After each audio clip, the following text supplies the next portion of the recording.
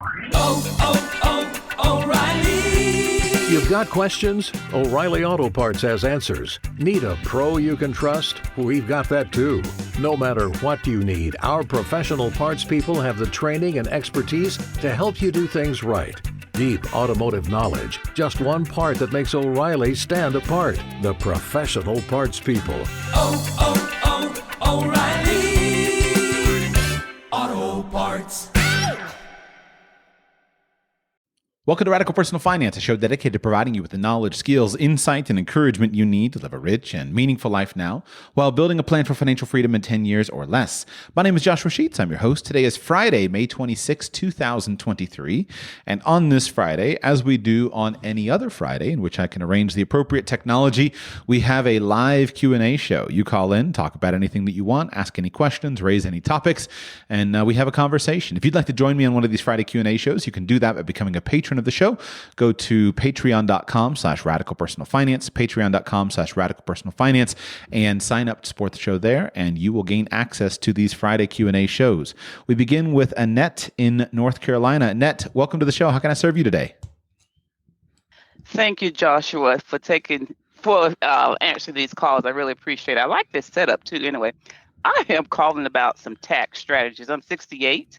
And I teach, and I'm trying to figure out how to minimize my taxes or how to create a business with it. I have an LLC because I was a contract instructor, but they've made us W-2 employees. Mm-hmm. And I want to keep working, but I'm paying a lot of taxes. And, they say, well, have more taken out. I'm doing that, but it's almost to the point where I'm going to just be working for free. Understood. What is your current income from your W-2 job? Well, I am retired, so I have a pension, and I'm doing Social Security. So my income is about with the part-time job. I teach one class online. That's all I do. So it's about $97,000. Okay, so your income from your W-2 job is $97,000. Is that correct? No, my W-2 from my job is about $14,000, and then I have a pension and Social Security altogether. Okay, so $14,000 from the job. How much is your pension income? $55,000. And how much is your Social Security? $32,000. Okay. And in addition to that, do you have other sources of income from the business? Is the business profitable for you? I don't have a business. That's what I'm trying to. I understand. Yeah. Okay, so you previously had an LLC, and you were previously. No, I still have the LLC. Mm-hmm. But I'm not able to use it because of the tax law in 2017. Uh-huh. So it cut out a lot of those things that you could deduct. So I don't have those business related expenses anymore. And so basically, because I'm a W-2 employee, no longer independent contractor. Understood. Okay. For how much do you intend to teach for the foreseeable future, or do you intend to stop teaching at some point? Well, don't laugh. I think I'm going to live to about 95 plus. Okay. And I like working, and I'm gifted. And so I will be teaching and doing other things. I wanted to create a course and use my teaching skills like that. I'm just trying to figure out some things. I was approached about teaching for a private school, but we figured it out. I mean, it amounted to about $12 an hour, because I would have to have so much taken out. Mm-hmm. Okay. So, by the way, I would never laugh because one of my heroes is Dr. Layla Denmark. You ever heard of her from Atlanta, Georgia? I have not. Okay, so Dr. Layla Denmark, she was a pediatrician from Atlanta, Georgia, and she worked as a pediatrician for almost 75 years. She retired at the age of 103 from active practice, and she lived till age 114. She was one of the first, I think she was one of the first women to graduate from medical school in the United States. And she had this an incredible career, amazing woman. My wife was actually a patient of hers when she was a baby. My wife's mother took her to Georgia to consult with Dr. Denmark as a baby. And so I'm never going to be the one who's going to laugh at you. I think that Dr. Denmark set the appropriate example for all of us of how to enjoy a career and how to bring meaning and purpose into the world. So if you're looking for laughter, you're in the wrong place. So at the moment, you're planning to teach for the foreseeable future, and you have this income. What is your current living expenses?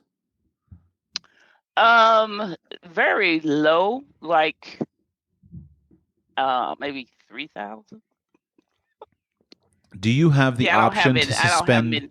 Do you have the option to suspend your pension payments? Any idea if you have that choice? I don't know. I might could suspend the Social Security, but with the pandemic, it had everybody kind of, yeah. Okay. So let me give you the big picture, because the frustrating thing is there's not any great answer for you. The taxes that you pay are the taxes that you pay for the privilege of living in the United States and working in the United States. It just is what they charge you. And for living and working in the state that you live and work in. There's not a lot you can do in your current financial situation, but I'll tell you what you can do in just a moment. Okay. But just know that there's not a lot. And if you continue to teach, even if you are paying a significant amount of taxes, that could be a very smart thing for you to do, simply because you like to teach, and that's something that makes a difference in the world, and the burden might be the tax burden. So let's walk through the different options that you face. When you are an employee, there are very few things that you can do to reduce your taxes owed, other than to fund retirement accounts. So that should be your first thing, is you should fund a retirement account. Does your company offer you access to a 401k? Or 403b? It does, but it does a 401k, but I think the fees are kind of high the last time I checked on it. Okay.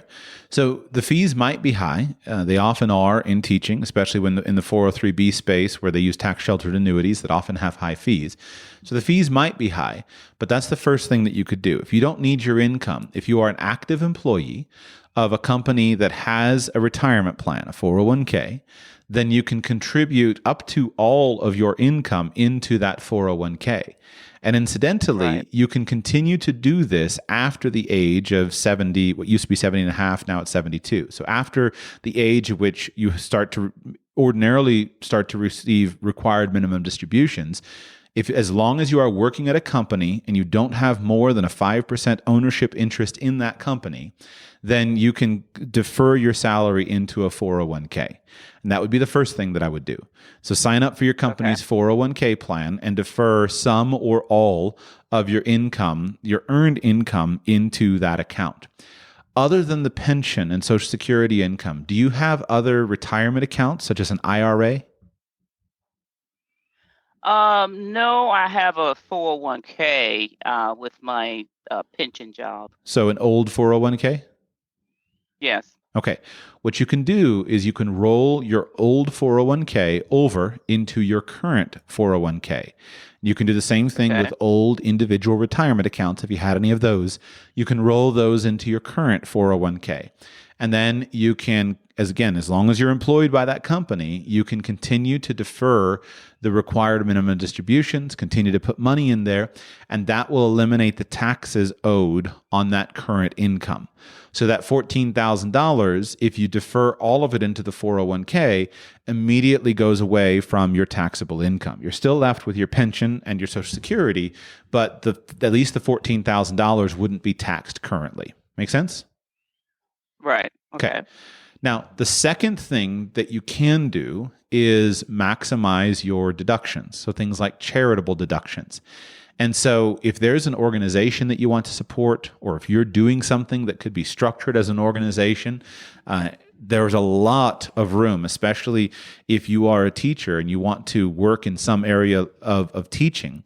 Then if you want to give away some of the money, you could do that. So you made the statement, you said, all my money is going, to pay for, basically all my salary is going to pay for taxes. That's not true, because there is no 100% tax rate. The highest tax rate, it just feels like it's a lot. So it's not true. Right, but you could always just simply, one good way of getting rid of taxes and not giving it to the government is giving it away to charity. So if there's a charity that you want to support and you don't want to pay the money in taxes because you don't need it, you can give as much money away to charity as you want. And if your itemized deductions, including your charitable giving, are larger than your standard deduction, and you take itemized deductions, then you can zero out your income taxes by giving all your money away to charity. So if you needed $0 of income to live on, and you gave away the entirety of your income, then you would pay no income taxes. And the same thing can happen with regard to any portion of your income. So that's something to keep in mind, because you sound like you have a desire to keep on working and being involved in areas of education. And so it would be normal for someone in your situation to have contact with some organization or some individual that you think is doing good work. And you can support that organization or individual through charitable contributions, and also, and you get a discount on those contributions. The third thing that you could go ahead. I think I thought of that because I'm single, and so basically you have to go over the $12,000. So I figured for it to be beneficial, I would need to probably do about 17,000, so that you have 17 minus 12, which is about 5. Right. I mean, that's what I figured. Right. So you can sit down. Am I thinking correctly? Yes. Do you do your taxes yourself with a computer program on paper, or do you work with an accountant? I've been doing it myself with H&R Block, but I'm going to a CPA. Okay. And see what they know. So, I mean, I've been to a CPA before, but it's the same thing. Mm-hmm. Yeah. There's not a lot. So the frustrating thing for employees, there's not a lot that you can do to reduce your taxes other than use retirement accounts. So let's just be clear about that. There's no magic. I've spent 20 years searching for the magic of how to pay zero taxes. I've read all the books. I've done all the research. I've learned it all. And there is magic in some situations, and virtually none of those situations are going to apply to you personally based upon the facts that you said to me. So there are magical options that can apply to other people. But from what you've described to me so far, there isn't going to be any magic that's going to apply to your situation other than these options that I'm going through with you. So you can work, if you talk to the accountant, have the accountant show you, and you can say, let's pretend I give $20,000 to charity, and then I go ahead and itemize my deductions because of this $20,000 to charity. What would my taxable burden be? And that's a pretty simple and easy answer to do it. If you have the H&R Block software from a previous year, or you just go in and meet with whoever did it, that's super easy to play with those numbers in a piece of tax software, if you have access to that. What you said is the normal thing. Most people do not itemize deductions. And so until your itemizable deductions exceed your standard deduction, that's the only place where this strategy comes into play. But if you wanted to give away $20,000 or $30,000 a year, you could do that, especially if your expenses are as low as you described, of about $3,000 per month, and your income, which is coming in from guaranteed sources, is as high as you described. Then you could afford to go ahead and make charitable contributions. And if you're giving enough money away, you can wipe out a good portion of your tax liability with that. Right. Okay. So other than that, I would need to have a business, correct? Correct. So that's where we're going next is, okay, if I have a business. Now, here's the problem with quote unquote having a business. Could you, in theory, save some tax money by taking business deductions against your income? Maybe, but I'd be very surprised if you were the kind of lady who was going to maximize that. So if somebody is very, very motivated to save on taxes, and somebody starts a business that is a hobby kind of business, like let's say I start a business taking stock photography. And my business idea is that I'm going to travel the world taking stock photographs. And I'm going to travel from my home business destinations. I'm going to plan a trip to the Bahamas. I'm going to go and I'm going to stay at a hotel for 1 week. And the goal of this trip is to take photographs that I'm going to then list on a stock photography website to create an ongoing residual income source for myself. Well, when you get into a situation like that, there's a lot of expenses that you can deduct. And there's no rule in the IRS tax code that you can't have fun while you're doing business. But for somebody who's teaching in a fairly conventional format, what can you do? You could deduct, a computer, maybe a microphone, some sort of system like that. If you go to a lot of conferences or events, you might be able to bring some of those things in underneath your business activities, etc. But the teaching business is probably not designed to be a really fun business that can maximize your tax deductions. And so while you could run a business, you're going to need to actually have a business motive. So there's no reason you cannot keep your current LLC is fine. There's no reason you can't simultaneously work for an employer and simultaneously run a business and use your business deductions through that. It's just that the business needs to have a business plan. It needs to be run in a business-like manner. You need to be able to demonstrate, if you're audited, that you're taking prudent decisions with the goal of making a profit. And as long as you have a goal of making a profit, if on occasion you have business losses, then those business losses can be used to offset and deduct against some of your other sources of income. The challenge is, in order to do this legitimately, you have to do quite a bit of work. And in order to defend yourself in an audit, you need to keep quite a lot of paperwork. And I don't want to project upon you, but you've probably reached a point in your life at which you're not overly enthusiastic about doing all of that work, keeping all those records, going through all those hoops, just in order to save a few $1,000s of tax money. You're probably at a point in your life in which that sounds like a big hassle, and just paying a couple $1,000s is probably a simpler and easier solution. So it is an option that can be fruitful, but I'm guessing that it's not a really fruitful option for you.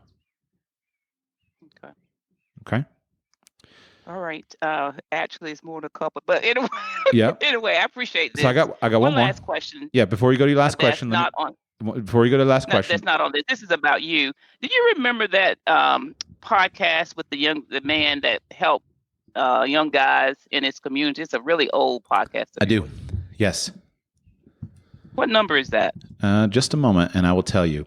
While I am looking that up, let me give you one more discussion, though.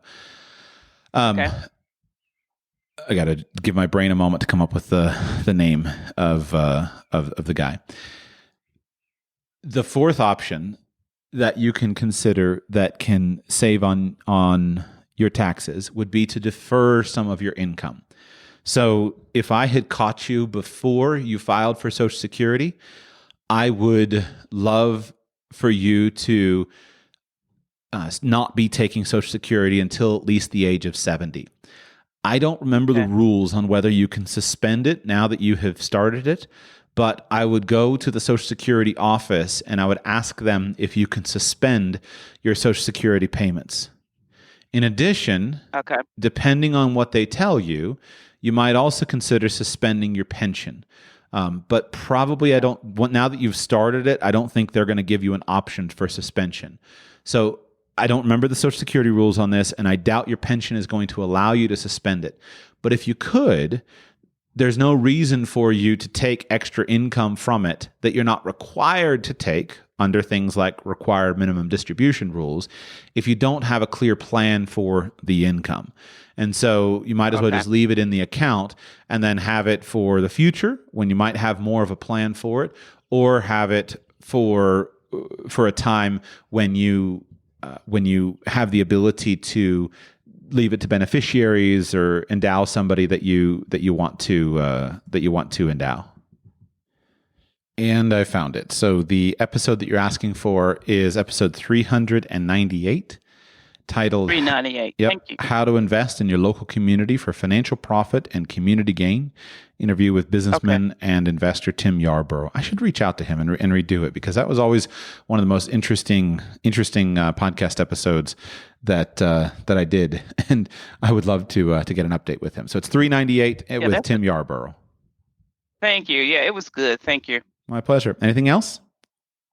I'm good. Thank you so much. Have a good day. My pleasure.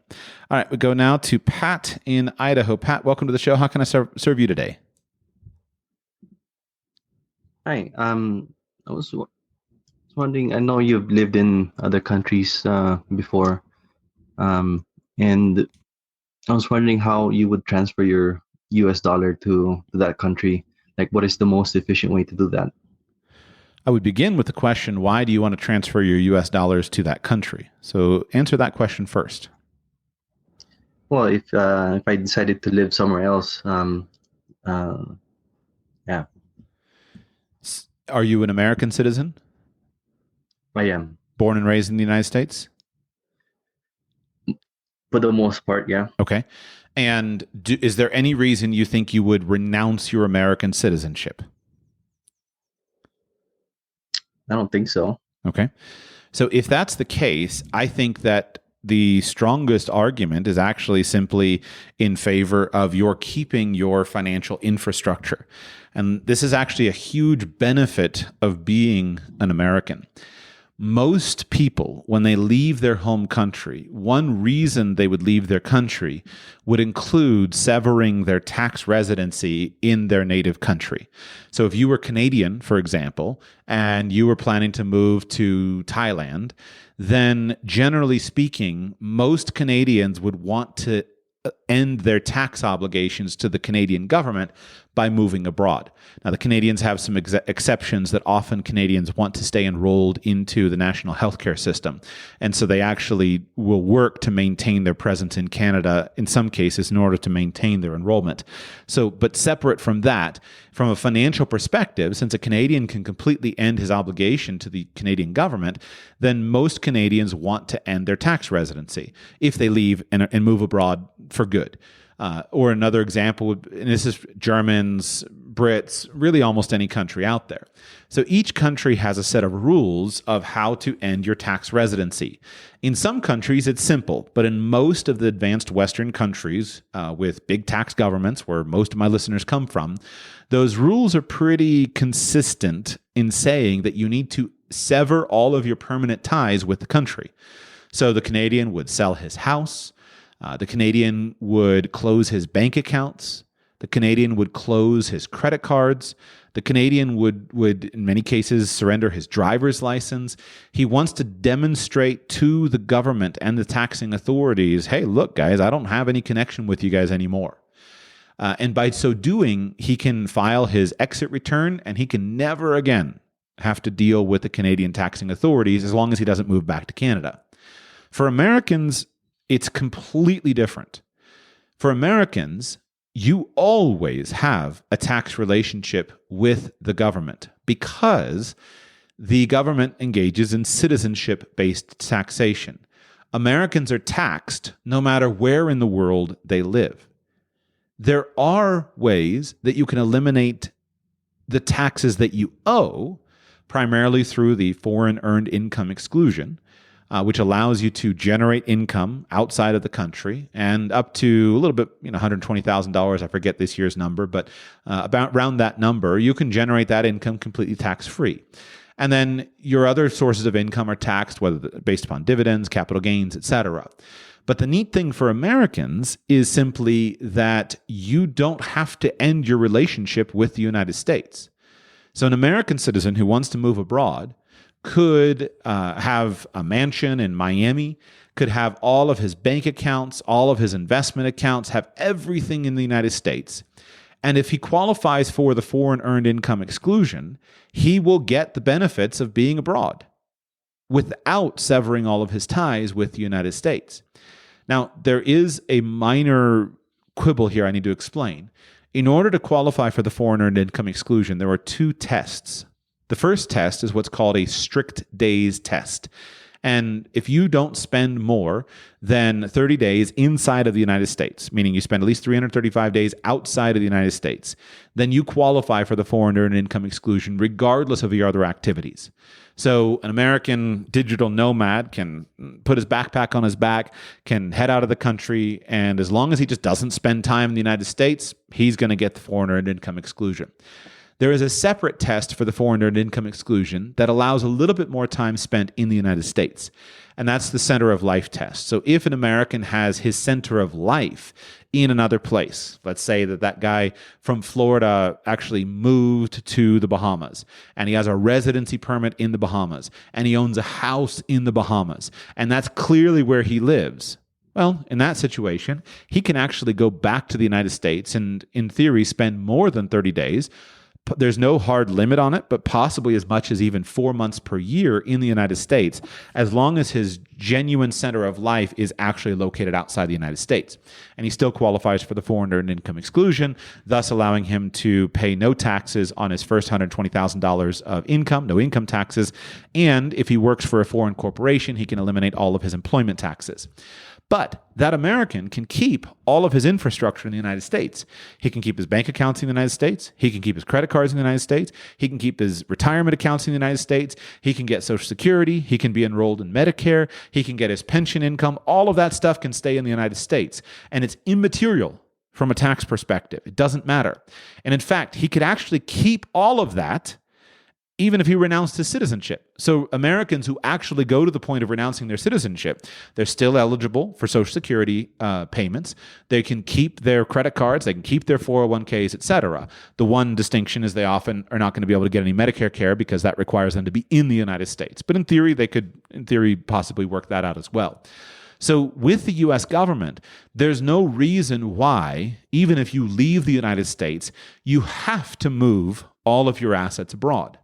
So now it comes down to a more careful question of, should I move my assets abroad? And if so, why should I? The United States has a world-class banking system. Notwithstanding all of the gurus on the internet who want to say that the United States is the worst place in the world, the United States has a world-class banking system. It is a highly sought-after destination for many people outside of the United States to bank, to invest, etc. Investment products, world-class. Low expenses, great markets. Everything is great. In fact, for foreign investors, investing in the United States is phenomenal because you can, depending on what form your income is received at, you can potentially make a lot of money completely income tax-free. That's for non-Americans. But the banking system is really good. The credit card system in the United States, second to none. The investment system in the United States, second to none, for the kinds of products where it works. Not to say you might not make a fortune finding some little, emerging economies mutual fund in another place. There's all kinds of options, but the U.S. system is not something to run from, and the U.S. dollar is the global currency of choice. So if you're going to abandon one of the world's best banking systems, which you have easy access to, which you have established infrastructure in, you need to be intentionally going to something better. There are other excellent financial jurisdictions in the world, but you need to be going to one of those. And so you don't look at it and say, you know what, I'm going to go to Mexico, so I'll just go ahead and move all my money from the United States to Mexico. You'd be an idiot to do that. If I moved to Mexico, I would keep every bit of my banking infrastructure in the United States. And if I ever opened even a single bank account in Mexico, I would open just one single checking account and just put a few $1,000s in it because there's no need for it. In today's digitally connected world, when I travel the world, I use my American-based credit cards. I have zero transaction fees on them, no foreign transaction fees. I use several debit cards that I get no foreign transaction fees, and I get all of my ATM fees reimbursed around the world. So I don't move all of my money outside the United States just because I'm outside of the United States. And in fact, I keep the infrastructure in the United States because it's more convenient, it's better, it keeps most of my money in the US dollar, which is where I want it. It allows me, and I want it there, and I just want to deal with the currency conversion rate at most transactions because the US dollar is probably the better currency for me to hold long term. Now, where this comes in is, let's say that you're going to buy a house. So you're moving to a foreign country, you're going to buy a house, and you're going to spend $300,000 on a on a house in another country. Well, that's where you need to start thinking more carefully about, when am I going to exchange the money? And then, depending on the specifics of the country that you're going to, there's going to be a clear answer to your question. It's not a matter of, well, let me just go to TransferWise and do it. That's an option, but it's more a matter of, what country am I buying the house in? When do I need to open the bank account? Let me go ahead and when's the right time to do it in advance so I can close on the house in the local currency, etc. But I would not encourage an American to go and move all of his assets abroad just because he himself is going abroad. In the fullness of time, let's just say that you move from the United States to Switzerland, right, to pick on a great banking jurisdiction, or the United Kingdom, great banking jurisdiction, or Singapore, great banking jurisdiction. So you've moved there. You've lived there for 5 years, 8 years, 10 years. You don't ever have any plans of going back to the United States. Well, then at that point in time, I would still generally keep retirement accounts and things like that in the United States. But at that point in time, you would go ahead and start moving significant amounts of your assets to the foreign jurisdiction, because you're living now in that foreign currency, and it doesn't make a ton of sense for you to have all of your money in dollars when in reality you're living in the Singapore dollar or you're living in the Swiss franc. But even there, I wouldn't move 100% of it. I would still keep all the bank accounts open. I would still keep all of the credit cards open. I would keep all of it open. I would just have 80% of my money abroad, and I would treat the accounts in the United States as my foreign asset diversification rather than my primary accounts. Does that make sense to you? Yeah, it does. And speaking of the digital world, I was wondering if there would be a lot of friction too, if you efficiency loss, if you use crypto to convert your US dollar to, let's say, a different currency. Is that something that is practiced today? Well, if you buy Bitcoin at 50,000 and you sell it 3 months later at 30,000, that was a whole lot more expensive than foreign transaction fees. So you want to be very careful when you're thinking of buying an asset. Just like if you buy gold coins and then you carry your money abroad with gold coins in your pocket and you have to sell it and pay a bunch of fees, that's very expensive. If we're talking about money in the bank, I would just simply search for simple foreign exchange transactions. And there would be a couple of ways that I would do it. Number one, depending on your level of wealth, you can't beat Revolut, for example. Phenomenal. Okay, Revolut is one of the best modern banking products in the world. It's wonderful. So you can with Revolut, you can have as many of all the different foreign currency accounts that they hold. They give you a great transfer rate on it. Really wonderful. And so for some thousands of dollars, I wouldn't trust my life savings to Revolut. I don't have any reason to know that they're bad. I'm not saying they are bad, but they're new, and I don't trust new. I'm pretty skeptical of things until they've been proven for a very long time. So, but for day to day, for some thousands of dollars, something like Revolut is world class because you can maintain both. So you get a Revolut account, you move $10,000 to your US dollar account with Revolut, then you go ahead and convert it into British pounds because that's where you're going to be living, and you keep it there. And whenever you notice the rate is favorable, you go ahead and make your transfer, and it's great. So that's great. TransferWise is very well known in the international foreign currency exchange places. And then to say you can just do a wire. And so what I would encourage you is to start by opening a bank account in your foreign bank. And if possible, don't commit yourself to transfer the money until you're ready. And so frequently what you can do, especially coming from the United States where you're banking in the dollar, is you can open a US dollar account at your foreign bank as well as a local currency account. And just go ahead and put your money into the US dollar account. And then when you are ready to buy the local currency, just do that conversion within the bank. And you'll generally get a pretty favorable rate there. So don't go look for schemes like going through crypto or going through gold coins or anything like that unless you actually need it. The only reason I would buy a cryptocurrency was because it's something that I am either speculating on and I believe that it's going to increase quickly, or it's something that I want to hold long term. Because you have too much of a risk on the fluctuations in value that can immediately wipe out all of any possible savings in terms of fees. That help, Pat? Yeah. That helps. Thank you for giving out some recommendations too for converting currency from US to some other foreign currency. Yeah, my pleasure. What I would say is go slow. There's no reason to make big decisions on stuff like this. Go and spend a couple years traveling outside the United States before you make any big infrastructure changes. Obviously, you'll get rid of your apartment or something like that, but just go slow. And then after a few years of traveling and spending time abroad, then most of the answers to these questions will be a lot more obvious to you. We'll go to Bob in Arkansas. Bob, welcome to the show. How can I serve you today? Really appreciate what you do. I found your podcast at the end of April via someone telling me about it, and I have been voraciously consuming your past episodes, and also just purchased your new course. Wonderful. So I have been thank you, but I have been a 2 is 1, 1 is none since about March of 2011, but very new to realizing that, that also applies beyond the U.S. So I was working pretty hard on that in the U.S. and various contingencies, but just hadn't broadened my aperture to look globally.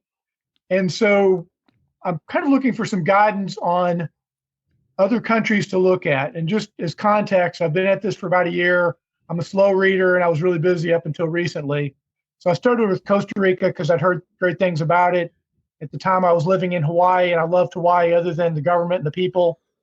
And Costa Rica sounded like maybe Hawaii 50 years ago, and put a lot of time and effort into researching it, only to conclude somewhat recently that they're built on a socialist model and they're running out of other people's money.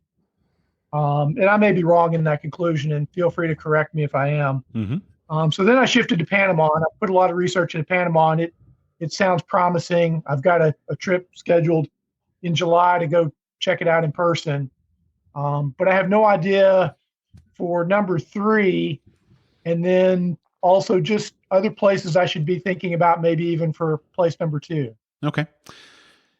You said you got my course. You've gotten my newest. Let me plug it. HowToRetireSuccessfully.com. You were talking about my retirement course or my international escape plan course. Which have you already purchased? Your international escape course. Perfect. Okay. The idea of 2 is 1, 1 is none, but beyond just the U.S. Right. Okay. So my newest course is How to Retire Successfully, and that's available for other listeners who are looking to talk about retirement, but that will not be talking about internationalization. For somebody who is interested in internationalization, there is no better resource that I can point you towards other than my International Escape Plan course, which other listeners can buy at internationalescapeplan.com. Because in that course, I lay out for you a thoughtful strategy of how to go about it. What I don't do in that course, and I intentionally, because it changes so much, is I don't suggest any particular country.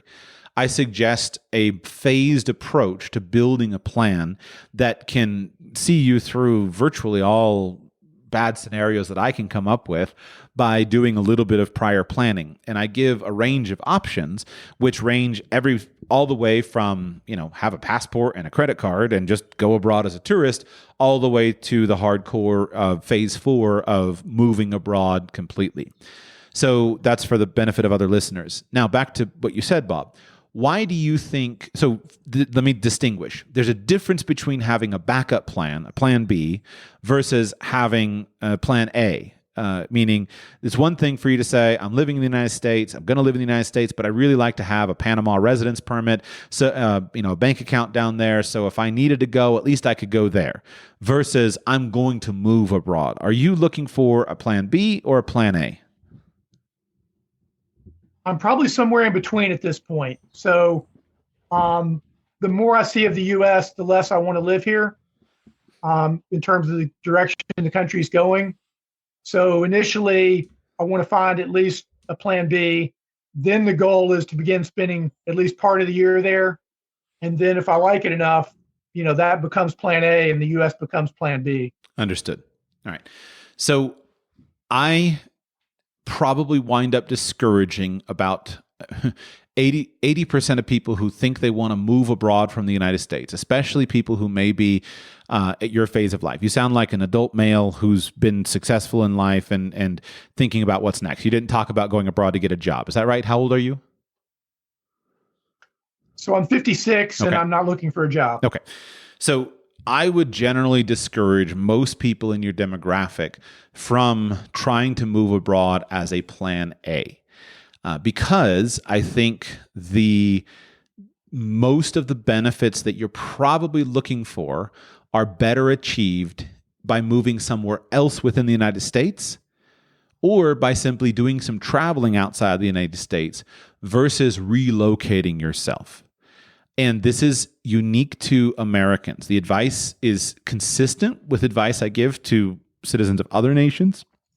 But specifically to Americans, there's some distinctives. I kind of feel like if I do my job right, I work really hard to discourage people from permanently moving abroad with the idea that I'm just going to move abroad and I'm going to find a dream life in Costa Rica or Panama or wherever.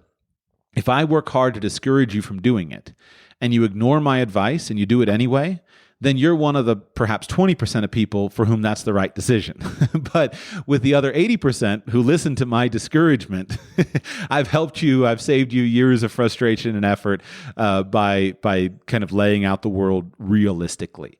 So let me give you, I will give you some countries to consider, but let me explain to you why that is. You sound like a freedom-loving guy, and you're a little frustrated about the big government nanny state trends in the United States. Is that accurate to some degree? I would say that's a vast understatement. Okay. Trying to be a little bit politically correct here and inclusive in my language. So here's the problem. Everything that annoys you about the United States is probably worse everywhere else. So in the United States, although right now liberty-loving people seem to be in retreat, and there's a massive growth of nanny state government and intrusive big government, etc., you've got 150 million people that agree with you. 150 million people that think you're exactly right and who are pissed off at the current situation. Now, you got 150 million people who are opponents of yours, and they happen to have the political power, and there's, 50 million people in the middle that are the deciding vote. But you've got more allies in the United States than you will have in any country anywhere else in the world. And I have spent a lot of time traveling and looking for a place that's better. And I cannot find a place that is better on everything. For any specific issue, you can often find a place that is better for you on that issue. But in terms of the totality of the things that probably are important to you, because they're the kinds of things that are important to me as well, you're probably better off with a different region in the United States than you are going abroad. So I'll give an example. I like Panama. I think Panama has a lot to offer. I think that in fact, right now I've been talking with Mikkel Thorup about advertising to my listeners a special event in Panama to go and do a week tour, a special tour for my listeners, limited number of people, and basically have a week tour of Panama and look at the options. Because I think Panama is a great one-stop destination to set up a residency permit, set up a driver's license, set up a bank account, set up a home even. It's easy access. It's a great international hub. I think Panama has a lot to offer. If you were annoyed about COVID in the United States, Panama was 10 times worse. In Panama, you could only go out and go to the store one day a week? And it was separate days for each person of your family. And it was based upon the number of your cedula. And so it wasn't just that they closed the stores, it was that you weren't allowed to leave your house except one day a week. Now, Americans got all upset about the relatively mild lockdowns that various governments imposed. All upset. And Americans had the lightest lockdowns almost any place in the world, except where culturally nobody cared, right? Some of the countries in Africa where they just never did anything, and the government is not a large, strong government. But I mean, Panama, Costa Rica, all these places had crazy requirements. And in the United States, things like masking, and I'm just making this as a general thing. Masking in the United States ended a year and a half, 2 years before it ended anywhere else. If you had been in Panama in 2022, in fall of 2022, and you had the temerity to leave your condo and go into an elevator without a mask on, you're going to be written up and have complaints by your neighbors because they're their culture. Now, on the flip side, there are a whole set of freedoms and things that you can get in Panama that you can't get in the United States. And so, Panama doesn't impose a ton of taxes. You can live in Panama very tax lightly. Panama is the world's, I think, second largest purveyor or second largest registry of foreign corporations. And so Panama is a wonderful place for certain things. But for a guy in your age and stage of life who's looking for a place where it's better, you may find it in Panama, but once you get there, you're going to find a whole set of things that really annoy you that are better in the United States. And people often don't appreciate that until they've actually gone abroad and spent enough time abroad. I myself didn't appreciate that until I had gone abroad and spent enough time abroad. And the reason I homed in on your age is this. Assuming that you've been financially successful, unless you're starting a new business, unless you're something else that you're doing, if you just have assets and you're living on your assets and your investments and things like that, your tax situation doesn't improve. Your cost of living is probably not going to change that much. If it goes down at all, it's only going to go down in certain categories. And so many of the things that people were looking for by the idea of going abroad, I think are better served in the United States. And if you don't like the culture around you, you can choose a different region in the United States that offers what you have. So the reason I'm using COVID is it's recent in our memory. But if you think about COVID, your experience through the pandemic was drastically more impacted by who the governor of your state was or who the mayor of your city was than who the president of your country was. And so in some states, they were putting sand in skate parks. In other states, the governor said, yeah, we're not doing that here. And you had total freedom. And it was a state-by-state basis. But you can move among those states, and you could probably find many, many more people who fit with you versus in another place, which brings me to the next thing. In terms of social life, one of the biggest impacts on your personal life and on your experience of life has more to do with the people that you spend time with and what you consume than anything that's real, anything that really impacts your life. And so the benefit of the United States is there's 100 million people that think like you, and you can find them, and you can surround yourself with those people, and you don't generally have to spend much time listening to the people that you disagree with. I myself live in a happy little bubble. I live in a community of people that pretty much think like I do. We're not group think, but we kind of share the same values.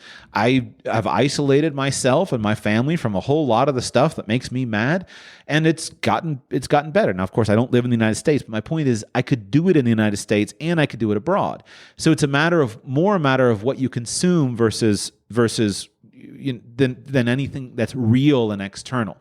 So where does a foreign country really come in? Well, if there's something that the country offers from a lifestyle that you really value, and you can gain a lifestyle that you want in that country, then it makes a lot of sense. So if you really want to be a surf bum, well, absolutely. But you could be a surf bum in Panama, in Costa Rica, in Nicaragua, and the government doesn't matter that much. It's a matter of finding the surfing community and being there. If you want the big city experience, or there's a certain thing like, again, a certain financial regulation, or you want to live in a zero tax place, okay, well, then you go to that place that's better on that issue. But in general, as far as the total package, I think that most Americans are excessively critical of their own nation, and they don't understand the many problems and issues that they'll face in another place. So what I would recommend is make a list of the specific issues that most annoy you, and then think about what countries might give you a better solution on those issues. And and you may not need to just go abroad, but rather just spend some time in the countries that you like the most. So have you yet read, I know you're new to this internationalization stuff, but have you read any of the original stuff by the PT theorists, Peter, what did he publish as? Peter Taradish or Grandpa, all the same guy. But have you ever read any of the original PT book? I have not. I've never heard of that before. Okay. Have you ever heard of flag theory? I've heard of it in terms of oil tankers. Okay. Similar concept, but for individuals. Let me give you a mini lesson. First of all, I gave a lesson in the course that you bought on flag theory. It's in, I forget which part it was, so you may not have gotten to it, but I covered it carefully in the course. And so for the sake of listeners, now that I've introduced the topic, let me just cover it, because this, I think, should be your first stop before you try to find one country. So where it's commonly called a few things. Today, it's most commonly called flag theory. Originally, it was called PT theory, and PT was created to stand for. It was created as a euphemism that people would apply to a bunch of different stuff. So PT would stand for perpetual traveler or permanent tourist, some variation of those things. And the basic idea, this was invented back in the 80s by a group of libertarians. The guy, I'm blanking on names. I hate it when I blank on names. The Schultz, the guy who wrote How I Found Freedom in an Unfree World. There were about four of them that were working together. W.G. Hill was the pen name that the original book was published under. So they created this idea, and there was a bunch of libertarian playboys that were looking around in the 80s and saying, the big government is growing all around the world. What do we do? How do we escape this? And so they started by going around the world and looking for better places. And eventually they came to realize that there is no one better place. But rather, if we would choose a better place for each aspect of our lives, then we can do that. And so they created PT theory or flag theory. And Schultz, Howard or Harry, I can't remember his name, he was one of the original publishers on it. And at first it was 3 flag theory. Later it became 5 flag theory. Now there's sites and whatnot. You hear people talk about 7 flag theory, et cetera. The basic idea is you disconnect the different parts of your life and you set them up individually. And stick with me, because this is really important to my answering your question. First flag is usually a citizenship flag. So what country do I have my passport from? So do I have a passport from, in the perfect world, you want to have a passport from a country or a citizenship from a country that's going to give you a powerful travel document so you can travel around the world fairly easily. You want to have a country that's not going to impose on you any onerous requirements, things like military service or taxes on money earned abroad, etc. And basically it's just going to leave you alone, but you have your citizenship in that country. The second flag is your residence. So where is your legal residence? And ideally, you'd like to have a legal residence in a country that will let you live there, that will give you all the documents that are necessary. Some people might need a tax residence certificate. Some people might not. But basically, a residence permit in that country, the ability to live there, and then ideally they're going to leave you alone. You don't want to have a country that's going to tell you can't homeschool your kids. You don't want to have a country that's going to tax you on income that's earned abroad, things like that. The third flag is your banking situation. So which you would like a country that serves for you to store your assets in. Ideally, this would be a country that has a really great financial system, a country that provides you with a good, solid place to invest your money. Ideally, this would be a country that doesn't impose taxes on non-residents, so your money can grow without any tax. Ideally, this would be a country that has favorable asset protection laws, gives you good privacy around your money, etc. Your fourth flag is going to be your business haven, your business jurisdiction. So here you want a country through which you can operate your business, a country that ideally is going to have a regularized business environment. So you can do things like in the modern world, have good merchant processing accounts, access to PayPal, access to Stripe, access to merchant processing accounts, access to good business banking so that you can conduct your business easily in the modern world. But ideally, this would be a country that's not going to impose taxes on you if you don't live live there that's going to just let you there, or if those taxes are imposed, they're going to be modest. Ideally, this would be a country that has good laws that protect you as a business owner from fraudulent lawsuits, good privacy laws, etc. Then your fifth flag what they used to call your playgrounds. And the playground is the place that you spend time, that offers you the lifestyle that you want. And so for those libertine playboys, it was what countries, if I want to do drugs, what countries in the world can I do drugs and not worry about being arrested? If I want to hire prostitutes, what countries in the world can I hire prostitutes in? If I want to drive my car at 150 miles an hour, where can I drive my car at 150 miles an hour without being arrested? And basically, for every lifestyle desire or for every vice, there's a place in the world that you can go where not only is that behavior accepted, but in some cases it's celebrated. And so you love to gamble, well, go to a place where gambling is celebrated. Or you love to shop, go to a place where shopping is celebrated. But go to those places as a tourist and spend time in the places that you want to be. And so I like to use Europe as an example. Many people want to be a citizen of the European Union and live in the European Union. That's fine. But I think it's a lot better. Go to Europe as a tourist, spend 3 months there, buy what you want to buy. And when you're on your way out in the airport, you can get all of your VAT tax refunded to you as a tourist for whatever you bought. And so you can enjoy the European lifestyle, but you don't have to pay European taxes. You don't on anything. No European income taxes, no European socialized medicine taxes, no European VAT taxes. It's basically all refunded to you on your way out as long as you come in as a tourist. So when I was an aspiring libertarian who was annoyed with the anti-liberty direction of my native country, and I came across that theory many years ago, I said, this is probably the best way that a liberty lover could actually live freely in an unfree world. And so I started testing it. And I'll tell you that it is actually the best way I've ever come up with if you care about liberty intensely. Now, it's not the perfect lifestyle for a lot of people. So it often involves a lot of movement, and a lot of people don't want to move.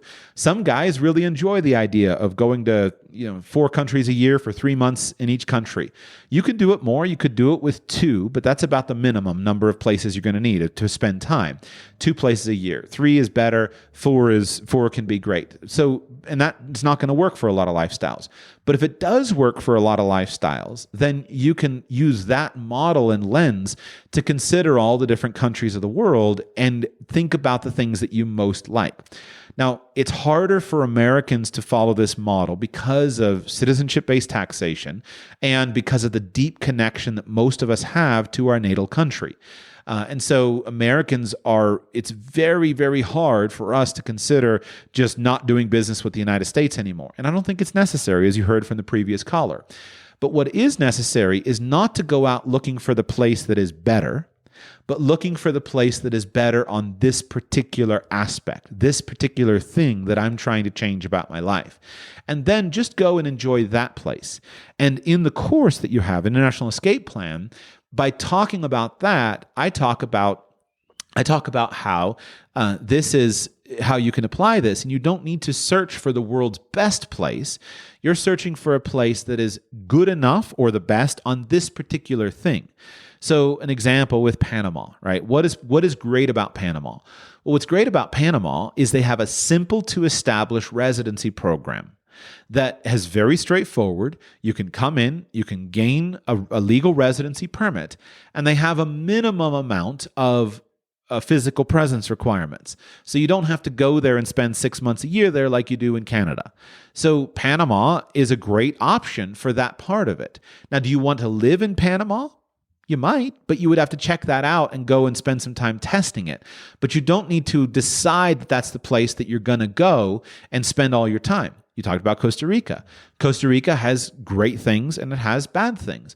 One of the things that's great about Costa Rica is it can be a very welcoming place, especially to foreigners. It has interesting flora and fauna, etc. What's not great about Costa Rica? Setting up a residency permit in Costa Rica is crazy expensive.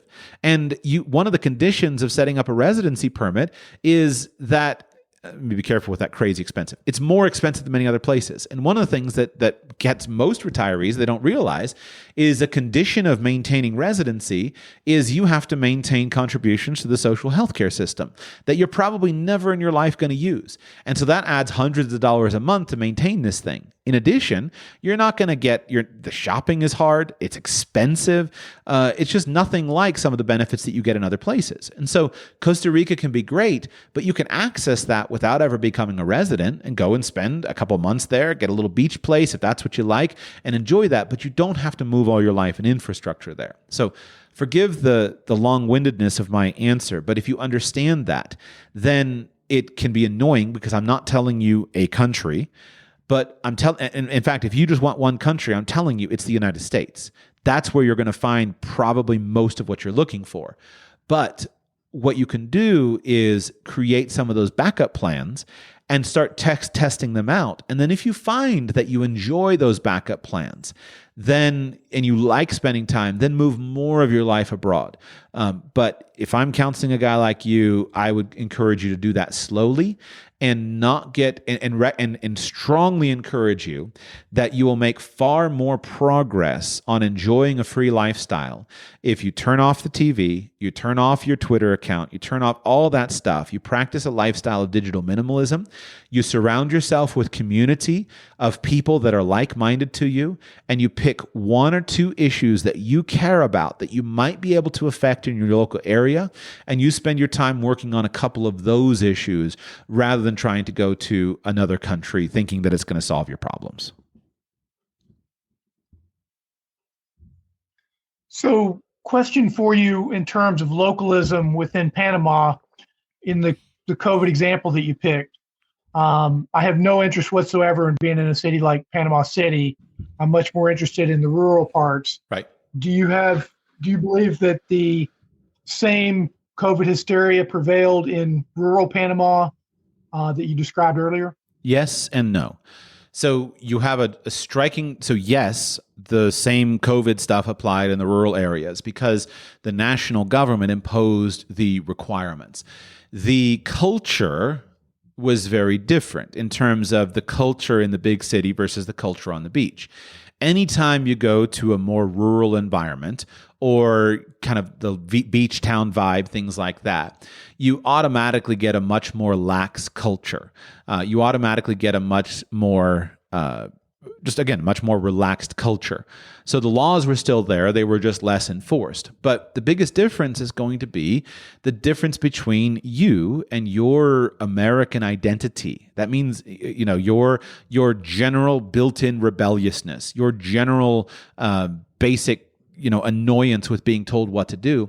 That's not the Panamanian culture. Panamanian culture has its own wonderful, features, but they don't have a rebellious culture. They're not founded in that. That's not taught to them from their youth. And so, yes, you're going to have more lax enforcement, but some people like that. Again, there's lovely areas of Panama. You can go to a huge expat hub would be David. In that area where it's highland, it's very cool, it's wonderful. There's tons of expats there. But then you get into just the question, and by the way, these are things to be aware of, and you won't know until you go and spend time there and see what you like. But one of the things is, do you want conveniences? David is not a convenient place to live. You don't have Amazon shipping everything you could possibly imagine right to your door. For one guy, that's a benefit, meaning I can get away from this consumerist lifestyle. I can live a simpler lifestyle. I have my buddies, my friends. We live in a simple place. We live a simple life, and it's great. For another guy who needs those conveniences, it's a massive downside. So you will have to be the one to do that based upon experimenting. And my answer to your question thing is go and check out the places that you're interested in, and then see if you like them. And you'll know within a month or two kind of the general vibe that you get. And there's no reason to go and do any formalities with the government. Just go and do tourist runs, do visa runs for a time, rent an apartment for a few months, for 6 months, a year. See if you like spending your time. And the people who are the best candidates for genuinely moving abroad and being somewhere else are those who find a local community and a local culture that they really enjoy and really fit in with. But I think my hard-won experience from my own testing and a lot of consulting on this subject is that Americans significantly overestimate the problems within the United States and they underestimate the problems abroad. And they get there, and after the emotions settle, et cetera, they realize, you know what, it was actually really good in the United States. And because the United States is so huge and so diverse, you can find any climate, any landscape, any community, any culture, et cetera, then you'll have an easier time of it relocating within the United States versus relocating permanently abroad. Now, quickly to cover my tracks. Like in that course that I gave a long list of here are some things where I would be out of the United States in an instant. So I think that everyone should have a backup plan, because one thing I learned is once, and this was a huge deal for me, I have been in your emotional state. My current sanguinity comes from the fact that I don't need to be a U.S. citizen. I don't need to live in the United States. I don't need to have any money in the United States. I could spend the rest of my life and never go back. And I've spent the last 4 years abroad. And so now my appreciation of the country has grown increasingly. And knowing that I don't have to be there makes me appreciate it for what it is, with all of its benefits and flaws, and be much more relaxed about it. So if you haven't put in place any of the steps and you're new to this, then I encourage you, put in place the basic steps little by little, but don't bite off the whole thing until you've spent some time testing it out. Well, appreciate that. I guess one other variable I'll throw in there is I somewhat recently retired from the Army, and the person I'm with and I were not co-located for our 23 years together. So we essentially have 2 houses worth of stuff. So that stuff is going to have to go somewhere, or it can just sit there and I can pay a lot per month to just let it sit in storage. So in many ways, it behooves us to figure out, place B perhaps more quickly than the average person, just because we have a significant cost if we don't pick a plan B. Any thoughts on that? Yeah, it's a false choice. So with the stuff, you make your own assessment of the stuff, meaning that we all accumulate junk. And there's a difference between a guy who's got a machine shop that he works in all the time. Like, he needs a place for his tools, versus a guy who's just accumulated a bunch of random furniture, random stuff. So it's not one or the other. You can downsize from the 2 houses into 1 house in the United States, and you can just get rid of 80% of the stuff that's in house B and move the 20% to house A, getting rid of 50% with what's in house A, and you can have a better lifestyle on the other side. I love international living. I love it. I enjoy so many things about it.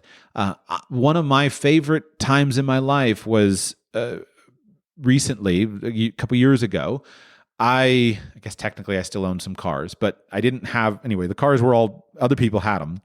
I had no cars although I owned them, other people were all driving my cars. So I didn't have to deal with them on a day-to-day basis.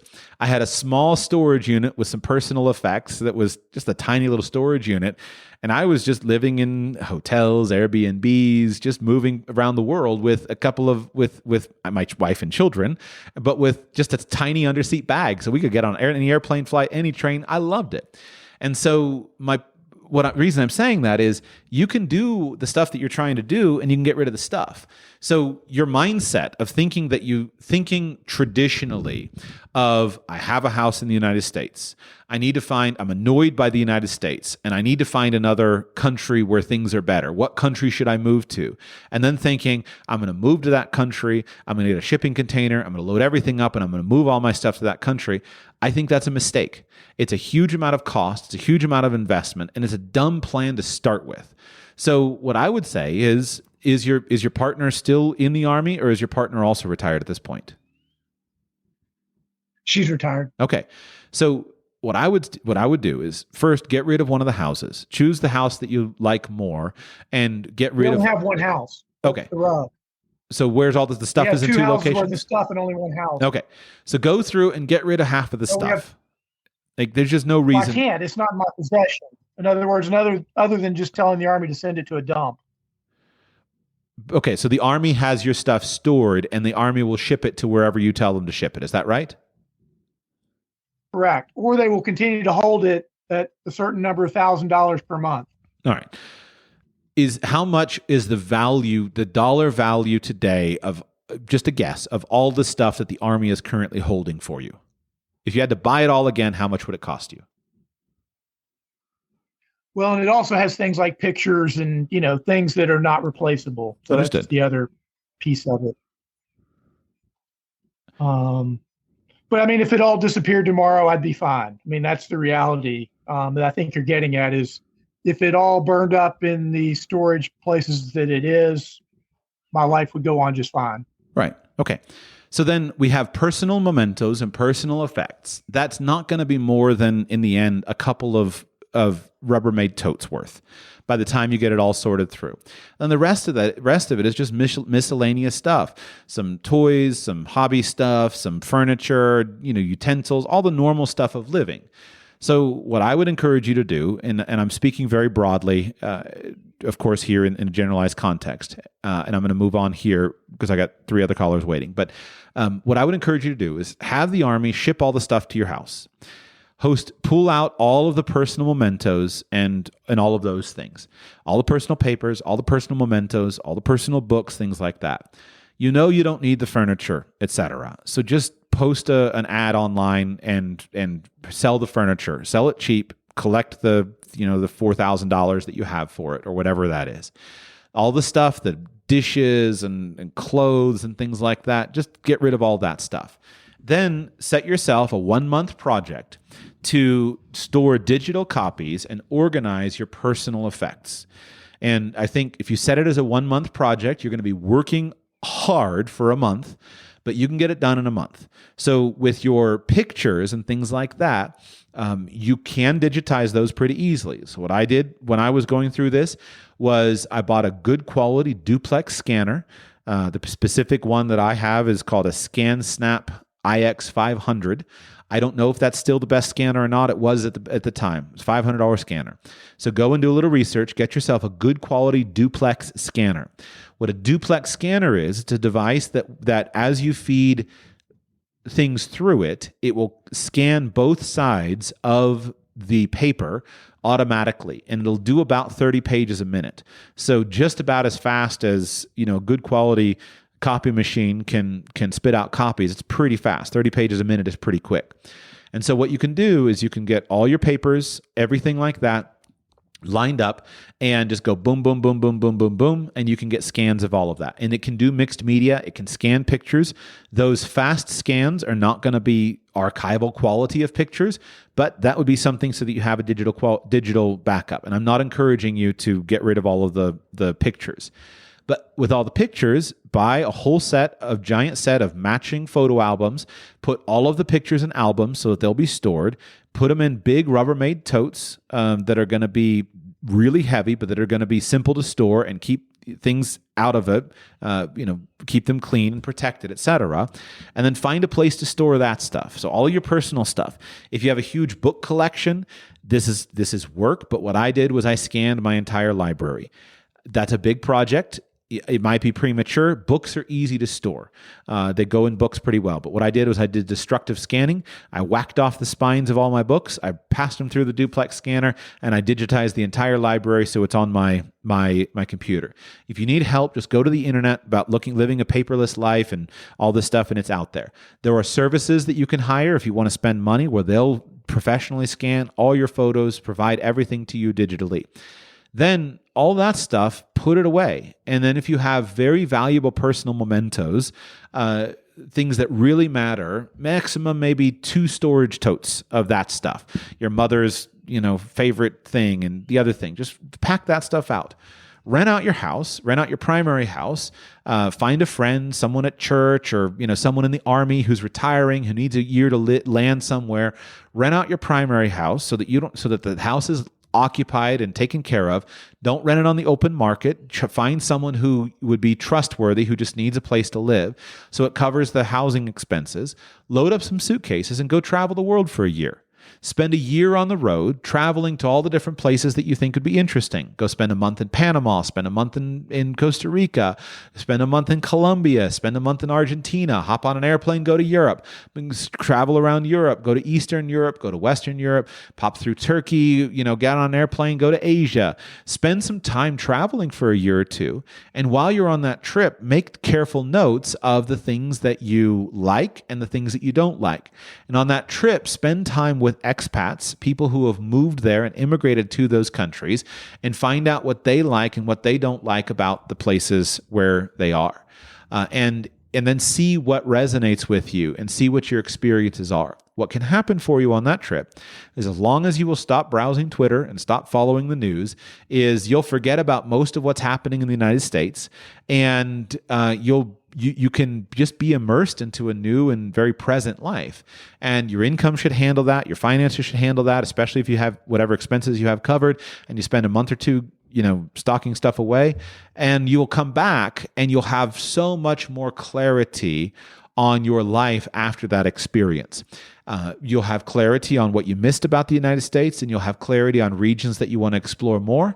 And then if at that point in time you realize, you know what, we really enjoy Turkey, or we really like Colombia, or we really enjoy France, or something like that, then you can go ahead and go farther and go ahead, rent an apartment, ship a pallet of stuff in from the United States that you want, and do that. But one of the best things you can do is free yourself from the physical possessions. And when you realize how free you can be, it'll add to your sense of mental freedom, political freedom, etc., by recognizing I'm not tied down in this one place. I don't have to be here, and I don't have to find kind of the world's perfect place. It doesn't exist. I don't think it exists. There are different places that are good for different people, but on the whole, you can be very free if you have the legal background that I described with flag theory, and you can be very mentally free if you focus on what you want in your life, and you learn and you focus on ignoring a lot of the stuff that you don't want in your life.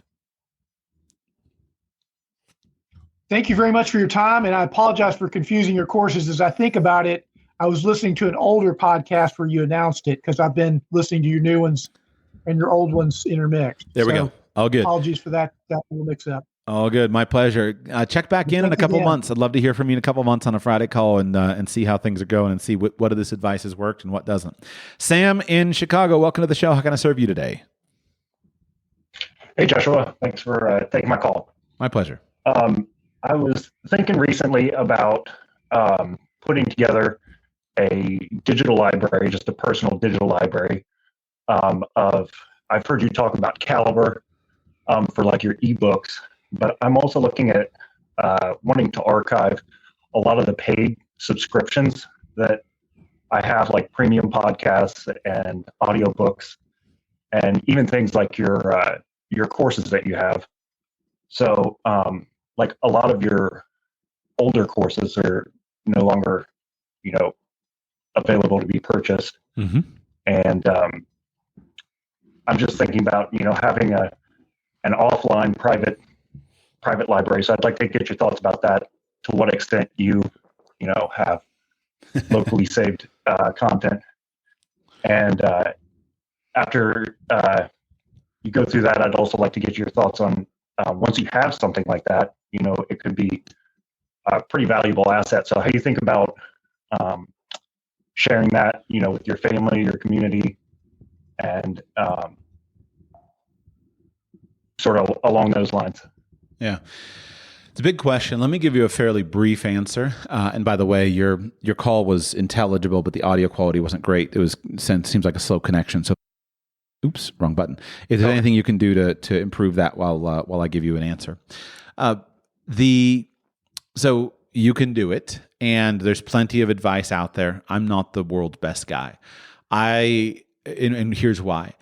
Over the years, I've been interested in so much stuff, and I consume so much information, and I've tried to archive it all and collect it all, and it creates just this giant issue. It's so hard to manage. and you say, what for? And I think of it as one of those things that if I am I really going to access this stuff again? And at the moment, I have largely chosen to simply trust my brain. My brain can usually give me the answer, and in the times when it can't, with the power of modern search engines, etc., I can usually get close enough to my answer. So earlier in the call, somebody told me, or somebody asked me the question of what episode was it. I couldn't remember what the episode was called. I couldn't remember the guy's name. It took me a couple minutes to think of it and go and search for it. But at the end of the day, it's a lot easier for me to do that versus taking all of my podcasts, having all of them transcribed, and trying to create this comprehensive thing. And so I think there's value in just letting stuff go. And there's value in not trying to keep everything that you're trying to keep, but just letting stuff go so that you can systematically move on to what's new and what's better. I do like to have stuff stored, but creating a huge thing. I remember a few years ago, I bought a new computer. I got a new, personal brain software system that I was convinced was going to be the world's greatest thing. I started filling it up, and it's like, why? Why am I doing this? Is this really how I want to spend my time, or can I just trust myself to learn what I need to know? Even when things are really valuable, let's say that my courses that you've bought are the most valuable things in the world, and you learn so much. Realistically, and by the way, of course, that's exactly what they were. But realistically, things hit you at a certain time. A piece of information hits you, and either you do something about it or you don't do something about it. And if you do something about it, you got most of the value from the piece of education, and you're probably not going to go through it 3 times. I'd like to believe that all my stuff is worth going through 2 times, but realistically, you're not going to go through something 3 times. You're just going to grab what's appropriate. And so in the information age, when the sheer volume and quantity of information is increasing so much, we have to develop and implement careful filters on the information that we consume. And my filter is action. So I believe in just-in-time learning. Not for children, etc. But I've had to adjust my own learning style. When I was younger, it always served me well to learn everything about everything and try to know everything. But it can result in too much learning and not enough action. And so over the past years, I've really tried to discipline myself to do just-in-time learning and to learn towards a specific goal when there's something when I can know and articulate the problem. And there's a good chance that a lot of the stuff that you're archiving and holding on to, you're not going to be able to have that there forever. So with regard to library management, I digitized my entire library because I wanted to go and travel. And I did that. I have since repurchased a lot of other books, and in hindsight, I would probably keep more books, just because books are they're not super inconvenient to have. You can put them in boxes and stick them away somewhere if you don't have shelf space. So I would just and what I've learned is just, I guess, I've become less concerned with trying to create complete archives of everything. I do have a hard drive that is full of stuff. And so if you can do that, my courses, I've always tried to make it so my students can just download it. I don't talk a lot about that, but it's always there that you can download it, my stuff. I don't put rights management and encryption and anything on it. I always provide the files so it can be downloaded to your personal archives. So if my platforms disappear, you have that. And I think because of the inexpensiveness of storage, that it's simple to do. And obviously digital storage is not such a big deal, but I think it does still weigh us down, just like physical storage. I have a friend of mine who was a massive DVD collector. And this guy, a single guy, lots of money, his entire house is a 4-bedroom house that's entirely devoted to his stuff. And over the years, he just bought so many DVDs, and I find his collections oppressive. And I'm like, dude, why do you need all this? Now, of course, I'm a millennial, and like just you watch it or skip it. But I guess what I'm saying is a lot of it doesn't need to be stored. If you are going to store it, what do you need? Well, I think you would, the answers to it is you would create a RAID configuration of redundant disks. I can't remember all of the data on this. I looked into this deeply some time back, but I decided not to do it. But you create a RAID system. There's software that does it. So you have multiple large hard drives that are put together. There's mirrored backups, etc. You can create a Plex server that has all of your media on it. And you can put that into in a system that is indeed quite valuable. I have a friend of mine that has he is one of these pack rats of good information. I'm not accusing him of being a hoarder, like of good information. And he has something like 14 terabytes of information stored on a device, and it's in a Pelican case, etc. And I have considered making him a 5-figure offer to purchase it because a lot of his information is technical stuff, etc.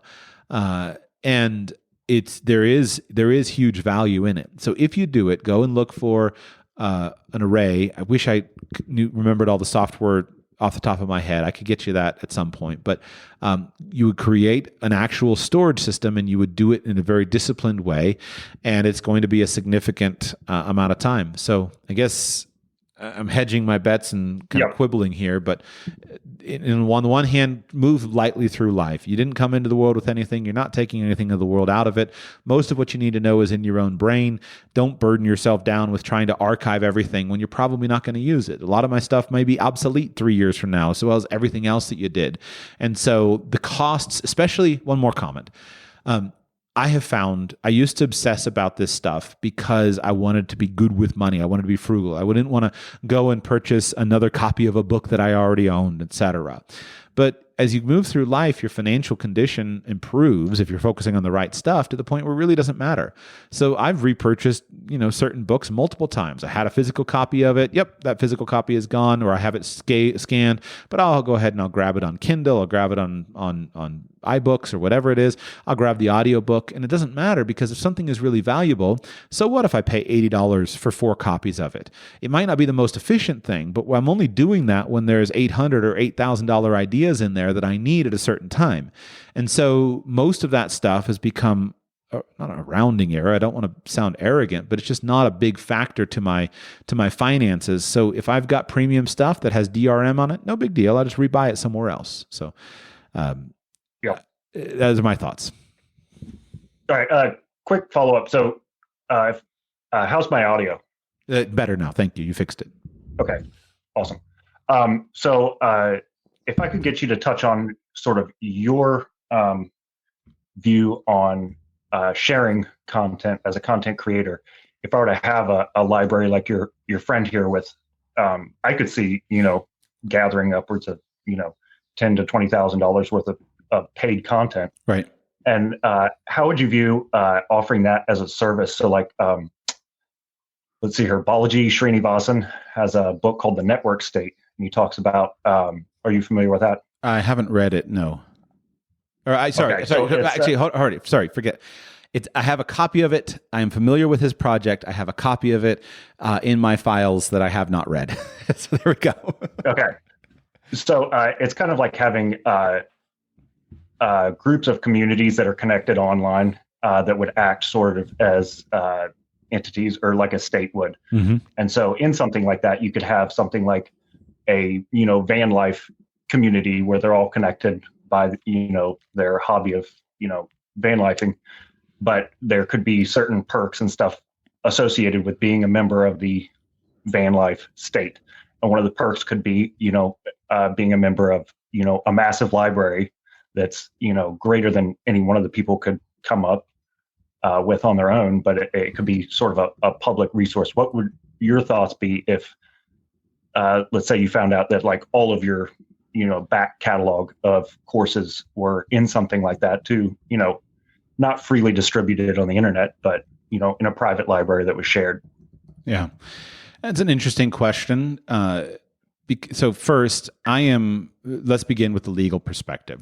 What you are describing is illegal under U.S. American law. I am pretty skeptical that American copyright law should be how it is.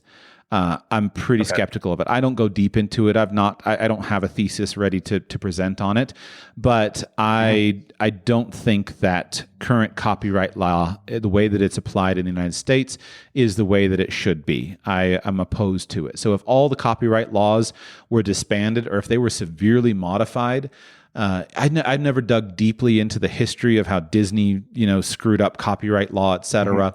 But I think there's enough smoke there for me to think I'm of the opinion that there's fire there, but I've never dug into it myself. But I've read enough essays basically against, the concept of modern copyright law for me to be convinced that it probably should be thrown out. With regard, I myself, I try to be careful because I don't want to get into legal hot water, but I take liberties on occasion with copyright law. I've read, far too long passages from books and things like that. And what I always try, the way I myself manage that is I always try to think of what I think the intent of the author would be. And I think that, so if I read, what would be an example? I read extensive portions from Climbing Parnassus some months back. Right? Here's a book that I clearly took great liberties with the copyright. But as I look at it, the book was old, 10 years old or something like that. The book is not a big bestseller or a big seller. There's virtually no appeal for these ideas in the modern era. And so as I see it, I'm trying to spread the author's ideas. The author isn't making, it's not a latest greatest thriller where the author is making millions on it. The author wrote the book out of a passion for ideas, and the author is trying to spread these ideas, and I'm trying to serve the author in spreading the ideas.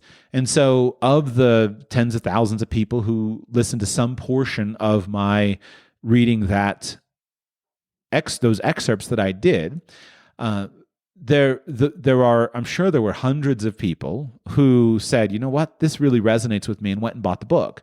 And then there were thousands of people who never bought the book, listened to it, and the ideas impacted them, but they never would have read it in the first place. And so I don't think the author was harmed in any way by my reading extensive portions of his ideas in public. I think the author was helped because the ideas are advanced, and I would bet that if he were answering the question, he would say, yeah, I'm glad that you did it. Now, I didn't ask him, and if he wrote to me and said, Joshua, please take this down, I'd be off immediately. So back to my stuff, I kind of think of it the same way. I don't worry too much about piracy because pirates are losers. Like people who go out and don't pay for stuff, they don't amount to anything. They're just losers. And I have no interest in, if they get onto my content or they take a course of mine, maybe they won't do that anymore. But I mean, they're just pitiful people who don't pay for stuff.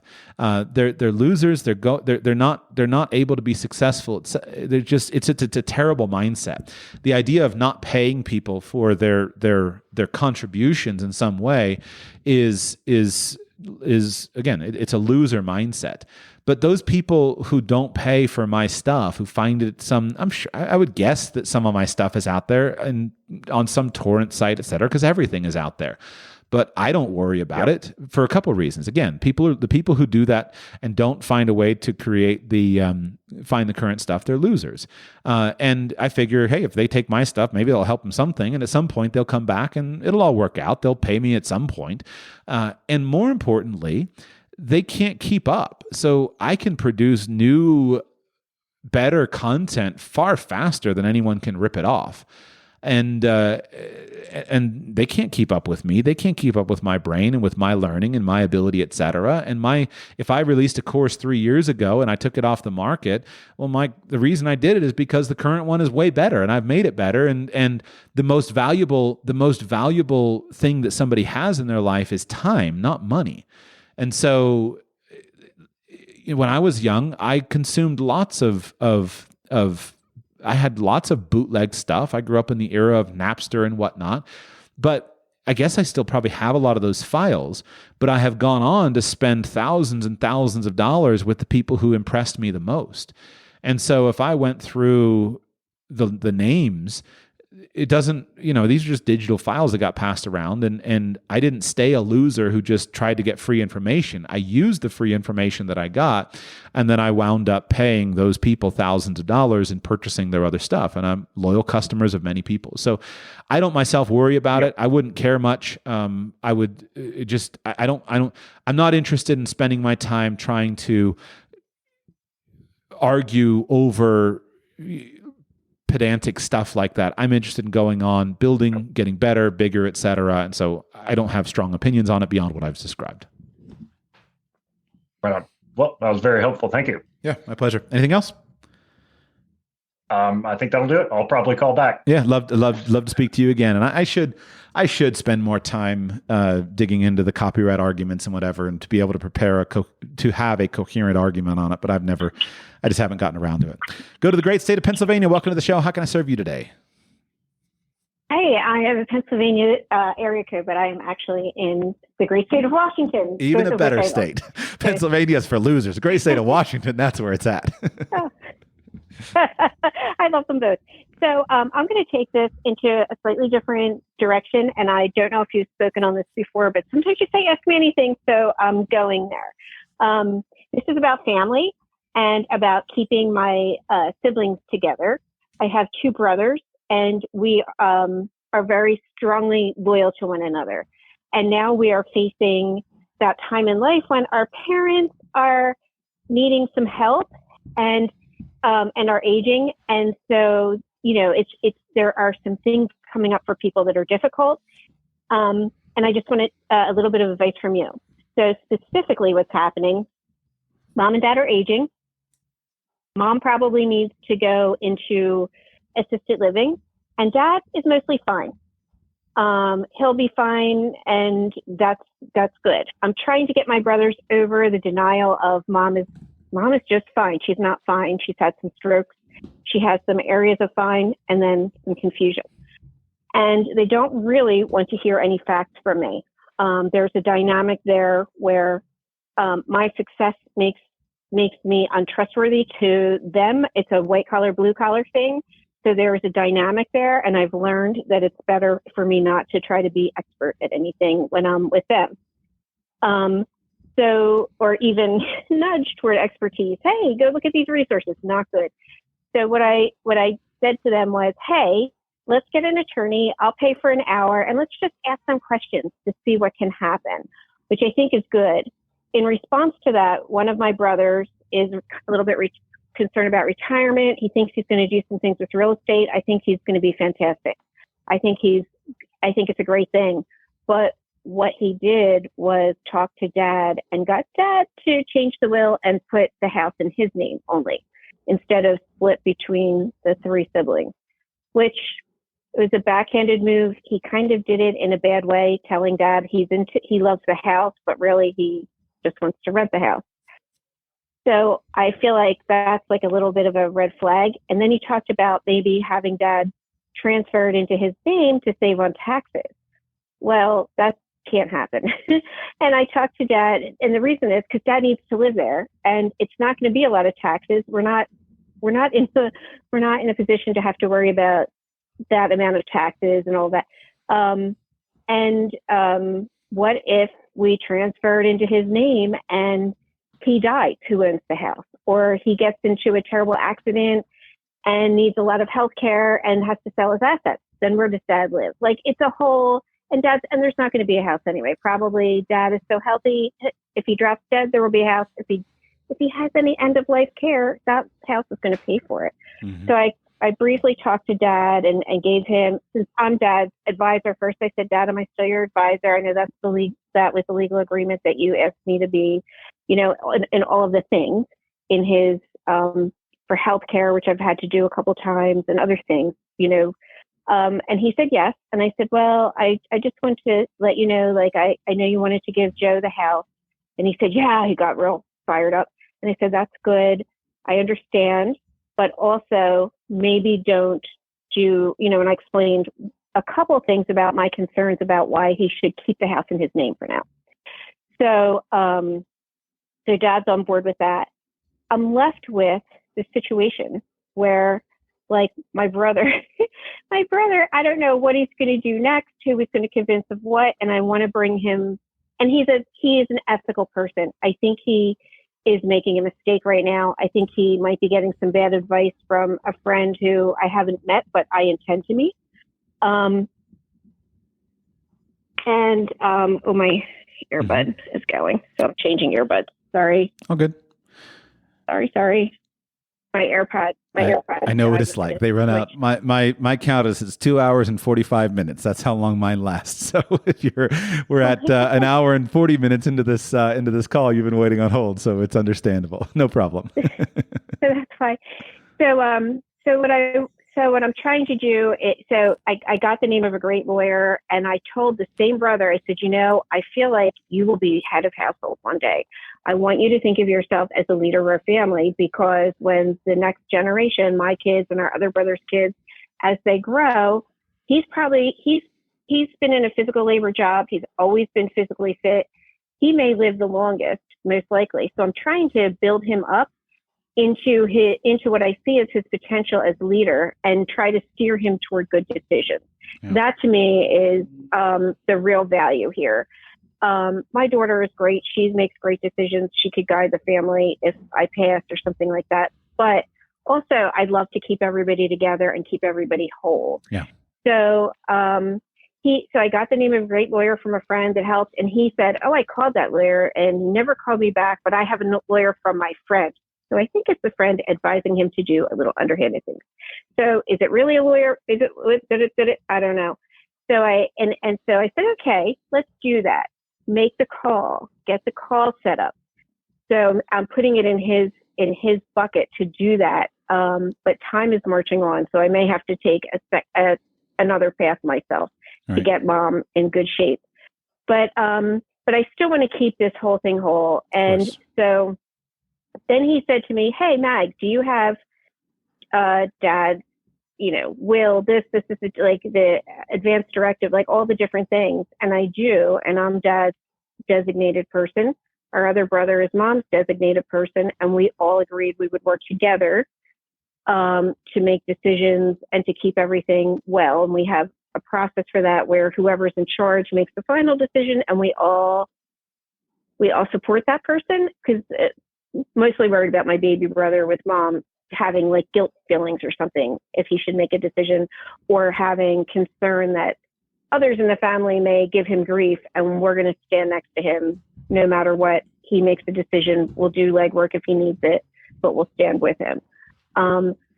But you see, like, there's this whole dynamic, and I think to myself, Joshua is going to have a really great perspective on this, but I don't know if he's been there yet in life to think it through. So it's, okay. Yeah, one of the benefits of working in this stuff is you accumulate experience. When you work in an industry, you accumulate accumulate experience far beyond your years. You can be a 25-year-old. You can be a 25-year-old attorney, but if you've worked in divorces, you have an 80-year-old's life experience in terms of relationships and relationship dynamics, and that's what has helped me so much is working in this, in addition to some personal experience. So first, I have some more questions I want to ask, but I want to just make one thing really clear. So let's assume the best about your brother, meaning he's a man of integrity, ethics, etc.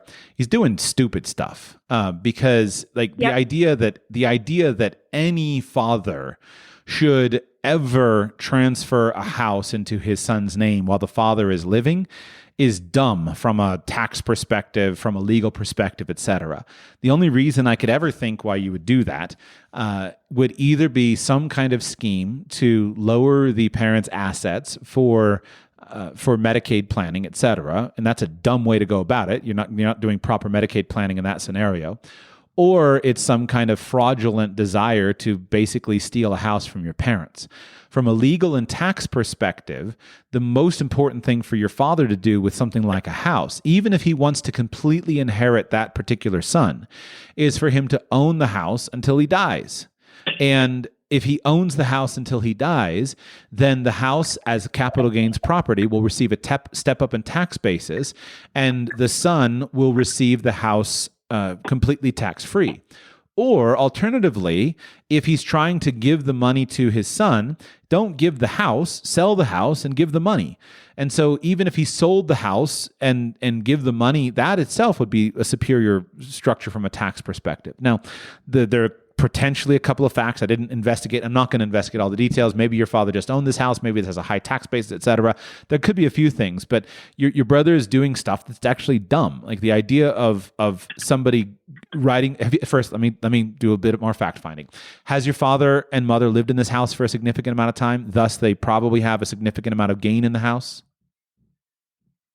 Yeah, well, it's their second house. Mom and dad kind of live in different houses most of the time. Dad, and honestly, it's in central Pennsylvania. Dad bought the house for $12,000, and now it might be worth $60,000. Okay. So, we stand to gain hundreds of dollars if we take that. Understand. You know what I mean? Yeah.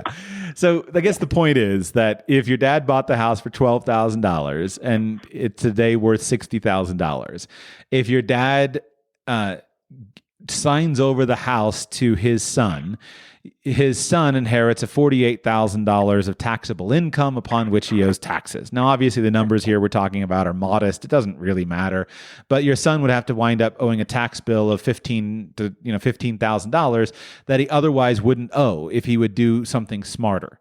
So, what could be done? Dad can sell the house. Dad will then get $60,000 for it. Dad will get the money tax-free because he's lived in the house. And then dad can give the son $60,000 and he can go. Or dad can will the house to the son, and then dad dies and son receives the house, sells it for $60,000 and gets $60,000 tax-free. So clearly the numbers are modest, but people go out all the time trying to do smart stuff that they think is smart, and due to their general ignorance, they don't understand that this isn't the smartest thing to do. So he needs to be super careful, because if his friend is giving him advice, his friend is not giving him great advice. So those are the technical tax details on that one particular thing that you described that may be useful to you at some point. Now, let's move to the general perspective. I wouldn't confront your brother with that information. If he winds up running into it, or if you can discuss it in a very casual way that he discovers his error, fine. But people don't like to be told they're wrong, and they especially don't want to be told they're wrong by their fancy pants sister who, makes all this money and has this white collar job, et cetera, and who they have conflict with. And so that's clearly something you need to be careful of. And you're doing really smart stuff, I think, as a woman, and trying to push your brothers, trying to honor them, trying to raise them up. Like, this is good. This is a smart move on your behalf in terms of how to encourage them. A couple of big picture things. First of all, are the relationship dynamics in your family capable of sustaining a peaceful family meeting with the 3 children and your father together in one room at the same time? I mean, it's possible, but it's also possible that it could go sideways. And the other thing is they both have, my baby brother has a wife and my younger brother has a fiance. They'll get married this year. And they have opinions, but they're not necessarily based on fact. Like, they're based on emotion, and they want to be heard. So we had a third brother, and when he passed away, I did the project, let's call it the project management of the funeral for everybody. I came back, I did all the project, and I brought all the decisions to the family to say, what decision would you like to make? I did the legwork. Here are our options. What decision would you like to make? And it so ired everyone that they had a little discussion with me about, I have to be in charge. So I said to them, no, I don't have to be in charge. I loved Tom, and I did the right thing here, but I don't need to even be at the funeral. I'm happy to let you all do all of the legwork and make all of the decisions, and I will attend or not attend, and I can be released from this. And they were terrified. So they said, oh, no, you keep going as you are. So I started making inroads with having them understand that I'm really not trying to be in charge of anything. I am the worker, and they're benefiting from all of my labor. But we did have one meeting with both of the women involved, and they're wonderful, lovely people, and I love them dearly. But it was chaos. There was no one single topic of discussion. There was no result from anything. It was just a lot of people talking at each other around all kinds of topics. And, And that is a therapy session. That is not a decision body. So I'm afraid that kind of a thing could happen again too, like where people don't have a lot of experience in collaborating with other people and understanding, like, okay, I'm only going to talk if I have something to add. I'm going to give a thumbs up or a thumbs down. I'm going to state my case if it's different. Like none of that is happening, at all. Right. So it's so it could go well or it could go poorly. And I don't know. I might have to I might be able to enlist one of my sisters-in-law to be a mediator if I can get some time with her and lay it out. But I don't know if that will work or not. I don't know. Yeah. And you definitely face... If I can get one of them on board. Yeah. From what you've already described, you face a danger of building resentment for your own personal effectiveness and efficiency. And and there's already some feelings based upon what you described. And so you face the danger of increasing that. What is the current net worth of your parents? Big picture, just big picture. What would you guess is the current net worth of your parents? I would guess it's probably $80,000 okay. or $100,000, like very little. They have the other house. They something terrible happened and they lost it, and then they bought it back. And I think that and it just stupidity reigns. I think that there's probably very little, very, very little, if even that much. I don't know. Got it. 60,000 in the one house, maybe a couple thousand in the other, maybe nothing. Well, I don't know. Okay. As far as your personal financial situation is, if you received a 1/3 share of $100,000, would that change your life in any way? Meaningfully? No, and you know what? I would give it up in a heartbeat. Okay. Right now, the reason I'm working is to help my niece and nephew get to college. Of course. That's my dream for them. Okay. So, I don't, if I don't get the money, I don't care. With regard to your two... I would give, yes. With regard to your two brothers, would it change either of their lives? Yeah, I feel like it would help, like the one who wants to do some real estate investing, I think it would help him start with that, get some property started. And the other one, I think it would change his life. Maybe he would do something with his family, like, I don't know, remodel his kitchen or something like that. Or maybe he has some other dream involved, but I think it would be something that would impact them very positively. Okay. So I just want to get clarity, because it's one thing if somebody has a $100,000 estate. It's another thing if somebody has a $100 million estate. And so with a $100,000 estate, and with the fact that it's not going to change your life, then we don't need to worry too much about nickels and dimes. We need to worry about maintaining relationships. And I don't think you should just walk away from inheritance. If you want to receive an inheritance and give it away, that's fine. But be careful of just saying, like, I don't want the inheritance, because that could grow more resentment, right? So I agree. I think you're wise enough to see that. Agree. Yeah, that it took me a little while to get there, but probably from listening to you, my brain got there. It's like, wait a minute, what I really care about is I really do want that blessing from my father. Right. And then if I could bless somebody else and say, you know what, I'm giving it to you. Right. That is more honest. Yeah. Right. And that's something that you could do separately. So it's nice to know that the money is immaterial to your life, but you shouldn't volunteer that the money is immaterial to your life or say to them, oh, I don't need any inheritance. It's just a starting point for me to understand what we're working with. Now, number 2, let's divide the issues into 2 separate things. So there's financial, and then there is care of mom and dad. And if I were approaching the situation, I would try to get buy-in on a few basic principles. And what I want to get buy-in on is the idea that as the children of our parents, our duty is to care for them. And our responsibility and our corporate desire is to see to it that in their final years, they are well cared for, that they are well cared for. Just leave it there. And make sure that everyone agrees on that. And I think from what you're describing, everyone would agree. Now, there's a lot of talking about what that means. But then if you can get buy-in on that fact that our duty as children for our parents is to care for them and to make sure that they are provided for and cared for to the best of our ability in their final years, and we agree on that, then we can move on to say, do we also agree that the first resources that should be used for that are their money? That this is their money. Mm-hmm. They have given us money before. They can do whatever they want with their money, but this is their money that needs to be provided for their care. And so here's where I think most normal people most normal ethical people would agree with that the first purpose of our money is to care for ourselves.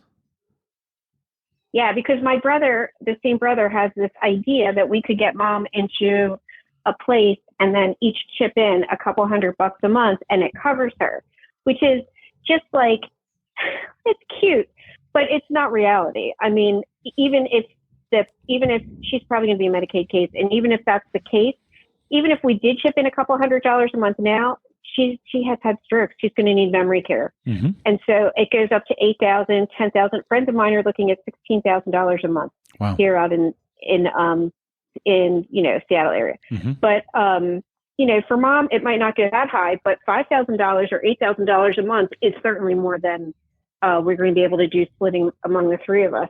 Right. So we really do need to think, so my brother has some of these ideas that are just not well formed or not well informed, which is why I want to get the right attorney to say, by the way it really works is, Right. I've tried to get into like visit places. I told him a place that she would really love to go where her mother was. And I said, I'm going to visit there. And he's like, no, I'll set up the visit. I'm like, great. You set up a visit. I don't even have to be there. I can be zoomed in if I'm not in the same state. Right. So I'm trying to get them to understand that, but I think that's a key point. Their money should be used for that first.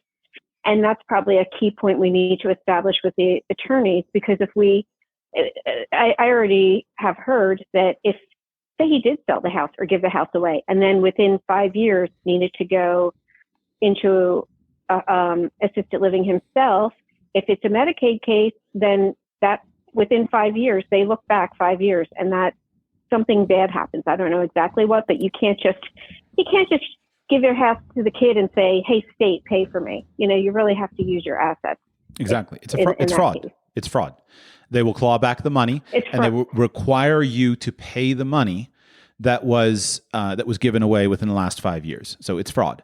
And it will be clawed back. That's what I'm worried about with my brother. Mm-hmm, exactly. And that's what I'm worried about with my brother. Yeah, right. That he's going to get himself in like this bad situation that now we have, that he's not really foreseeing.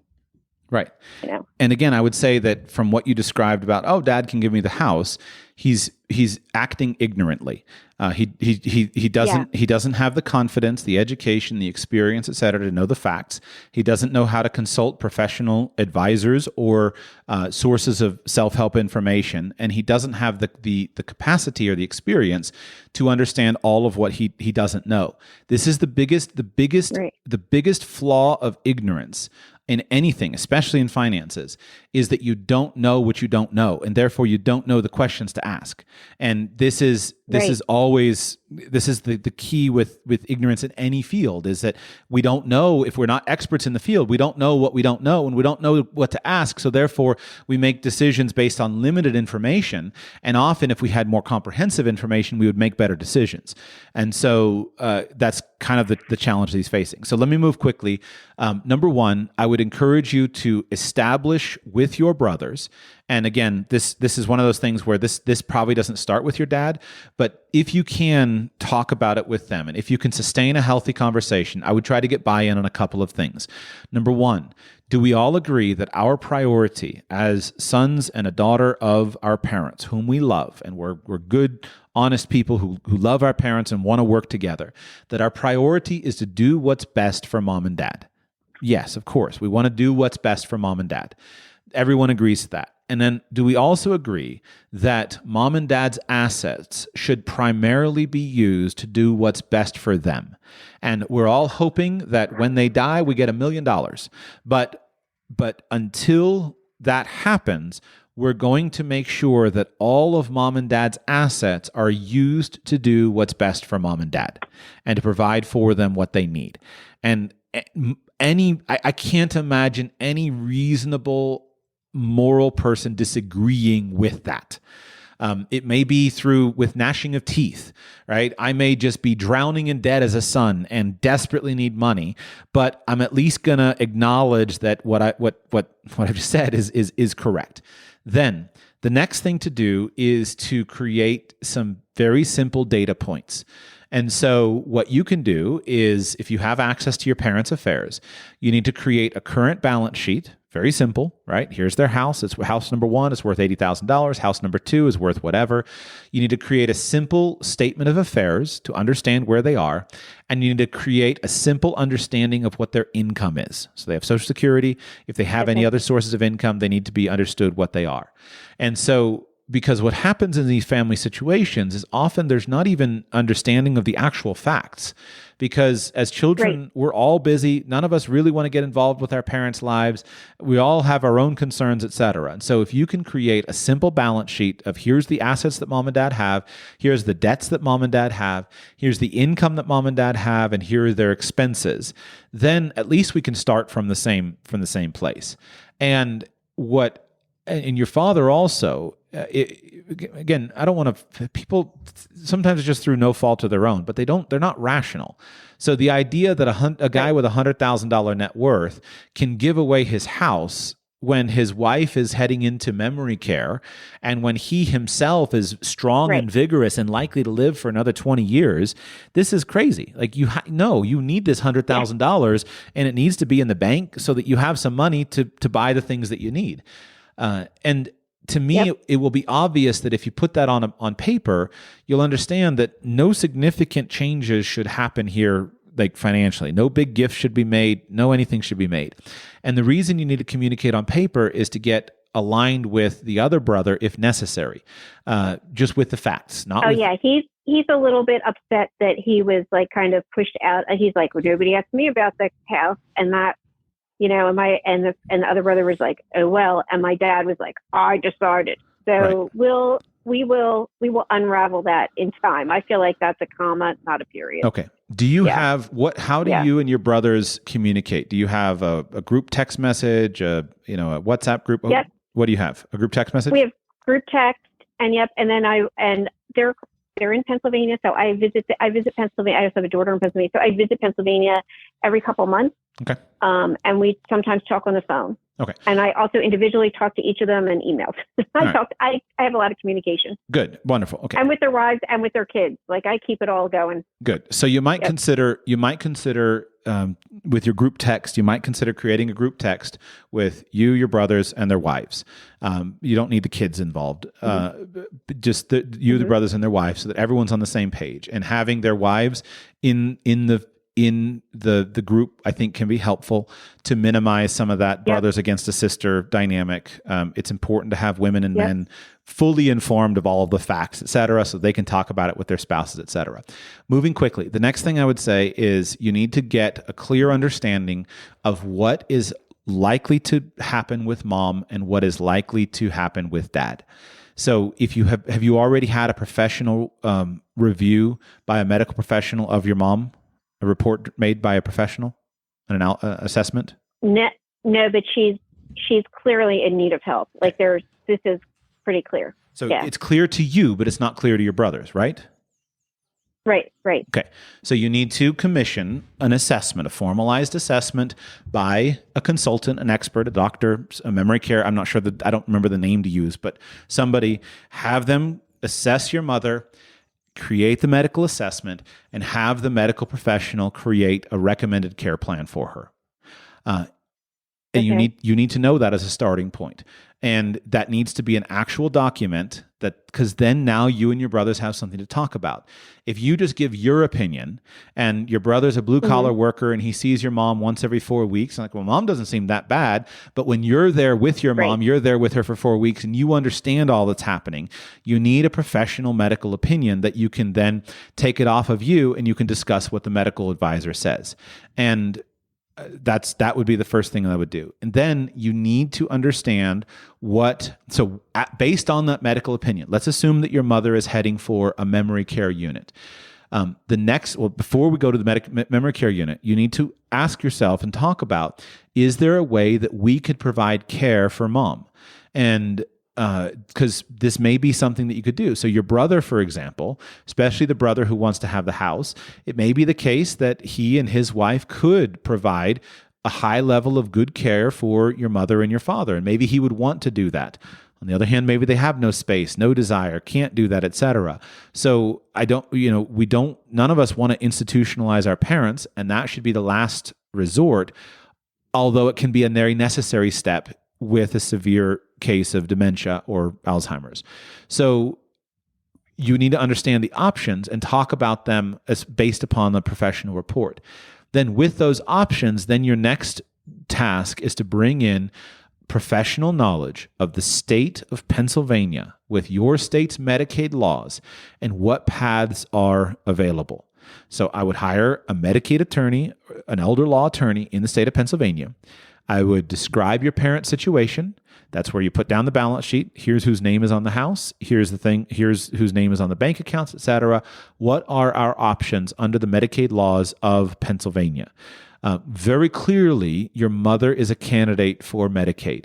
And that will happen either by spending down all of their assets, and your father will be left with his Social Security payment, and the assets will be spent down to pay for her care in the memory unit, if that's where things go.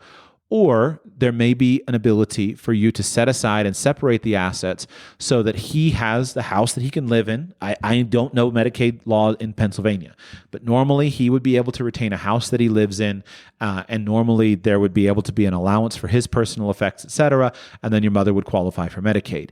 And then your next step after that is to figure out, can we actually get care in our state under the Medicaid program? Just because there's an ability for the program to pay for it doesn't mean you can actually get care.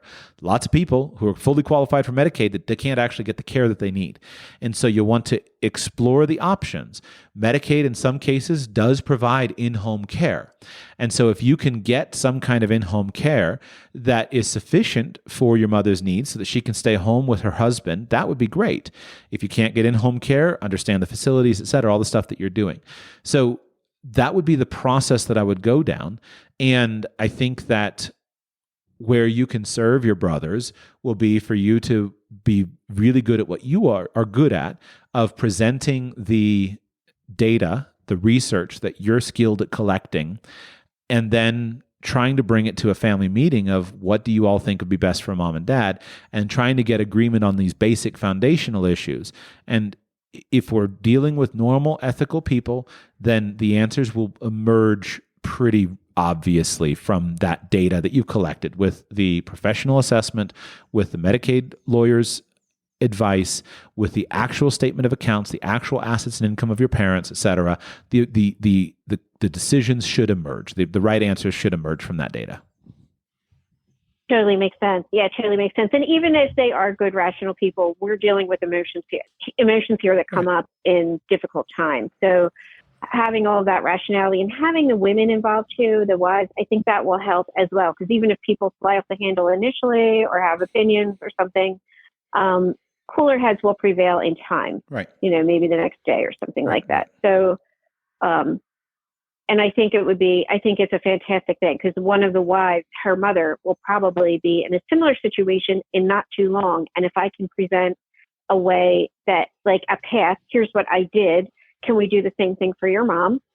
To get her set up well, I think that would go over well as well. That might be my angle, right, to get her to not necessarily agree with me, but think clearly of her own right and come up with her own assessment. Because honestly, she's great in difficult situations too. I've noticed.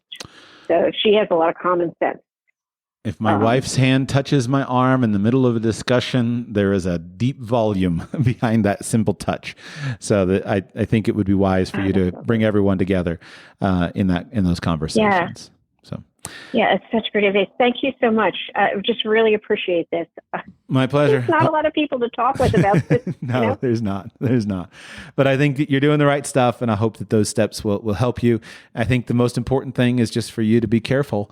I was going to ask you, and I'm going to move on here. I was going to ask about who's older, et cetera. But there's no question that when you get into a situation like this, the tensions between brothers and sisters, and the resentment about successful and male and female dynamics, all those things can be there. But if we begin by believing the best, we all love each other, we all love mom and dad, we want the best, and we commit to articulating what that would look like, then we can work systematically through the specific decisions. Peter in New York, thank you for your patience, sir. You are up, and you are the final one today. How can I serve you today, sir? I'll try to make it quick. I think I got ripped off by someone offering an online service. And should I try to sue this person to get my money back? Or is there anything else that I need to take stock of in a situation like this? How much money? $750. Can you do a chargeback on a credit card? I think it's been so long that I don't know. I'm not sure what the time limit is on that, because the payment was made about 18 months ago. So I don't know, but I would start with a chargeback attempt. That would be the first thing. And then are they communicating with you at all? Periodically, yes. That's what's sort of frustrating is it was this service that I just don't think got off the ground. I don't think it was a straight up scam. But it's one of these, hey, we're having cash flow problems, I'll get back to you. So it's intermittent, but it's one of those. The person hasn't totally ghosted, but quasi responsive, I guess is how I would say it. I guess, I mean, in theory, so number one, try a chargeback on your credit card. That would be number one. I've never actually looked into how long ago you can do that. So I don't know what those laws are, and I'm ignorant to that. I should go and study that a little bit. But I would start with a chargeback on the credit card. Obviously, I would talk to them and I would ask them for a refund. I would ask them for a partial refund if they won't give you a full refund. And so if there's some kind of scenario where they delivered 20% of the value that they were expecting, listen, guys, could you refund $400 of it or something like that? That's reasonable. Being in the position of selling stuff online, the thing I want is I want happy customers. And to me, having some guy's money that doesn't like me and doesn't like my stuff is not worth it if it means that the guy could go and write a nasty review or publish a website or something about me. I don't go and look for that stuff. I hope that there's nothing out there. I've never kept someone's money who wanted it back. I've never, because I just don't want it on my conscience. First of all, as just a man, and I don't want it on the internet. I don't want people writing nasty stuff about me and saying, well, I didn't get this. And so whenever anyone has ever asked me and expressed any form of dissatisfaction, I've immediately refunded their money or immediately made it right in some way.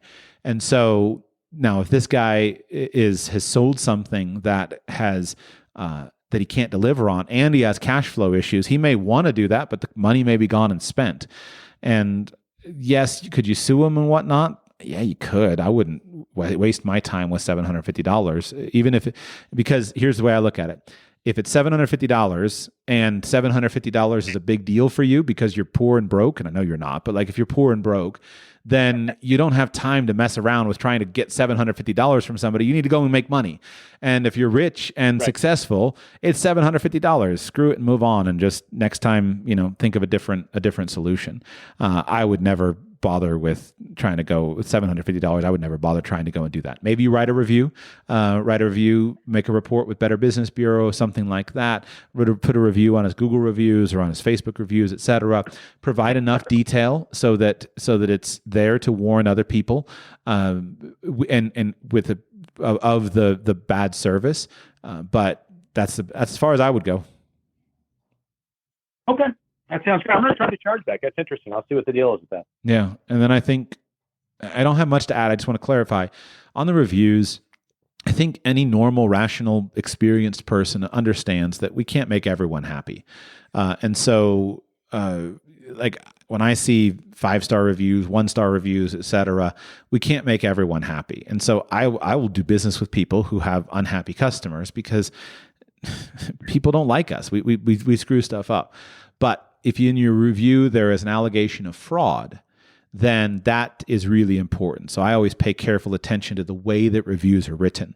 So if you can provide an accurate assessment, and then if you can just make sure that you have whatever history or records that you have to protect yourself, if somebody comes after you and sues you for libel, I don't think that there's no way in the legal system to do that, but just to know that you have support for it. If you write an accurate review, I think that's the way that you can do it. Write off the $750, take it as a business loss, and I'm serious. It's totally a loss, and take it as a loss, and then do your service to the community by leaving an honest review in some format where it can be there as a warning to other potential buyers in the future. I will do that. Sounds great. Great. Anything else? Nope. Have a great weekend. Thank you so much. And with that, we conclude our show for today. Mammoth show today, but I haven't been able to do Q&A shows the last couple of weeks, so I'm glad to do it. I want to thank you for listening. Thank you for being here. If you would like to ask me one of these questions, I tell you what, all my listeners got some free advice. Some of these calls and whatnot were pretty long and pretty extensive. Usually I've had charged people a lot of money, but I keep telling people, if you want a cheap way to talk to Joshua, just call in for a Friday Q&A show, because it gives me content, allows me to teach others, and everybody benefits from it. Thank you for listening. Remember that for 4 more days, you can enroll in my newest course, which is How to Retire Successfully. You can do that at howtoretiresuccessfully.com, howtoretiresuccessfully.com, 4 more days. At the moment, I haven't reached my number, so registration is still open. In addition to that, if you heard me mention the International Escape Plan course, internationalescapeplan.com is available to you, internationalescapeplan.com. With regard to Bitcoin, I had a caller that talked about, should I put money into Bitcoin as a way of moving to a foreign currency? You heard that my advice was no. But I do still think you should own Bitcoin. And if you'd like to own Bitcoin privately, go to bitcoinprivacycourse.com, bitcoinprivacycourse.com. If you'd like to be on next week's Q&A show, patreon.com/radicalpersonalfinance. Have a great weekend. With everything you have on your plate, earning your degree online seems impossible. But at Grand Canyon University, we specialize in helping you fit a master's degree in education into your busy day. Your graduation team, led by your own GCU counselor, provides you with the personal support you need to succeed. Achieve your goals with a plan and team behind you. Find your purpose at Grand Canyon University. Visit gcu.edu.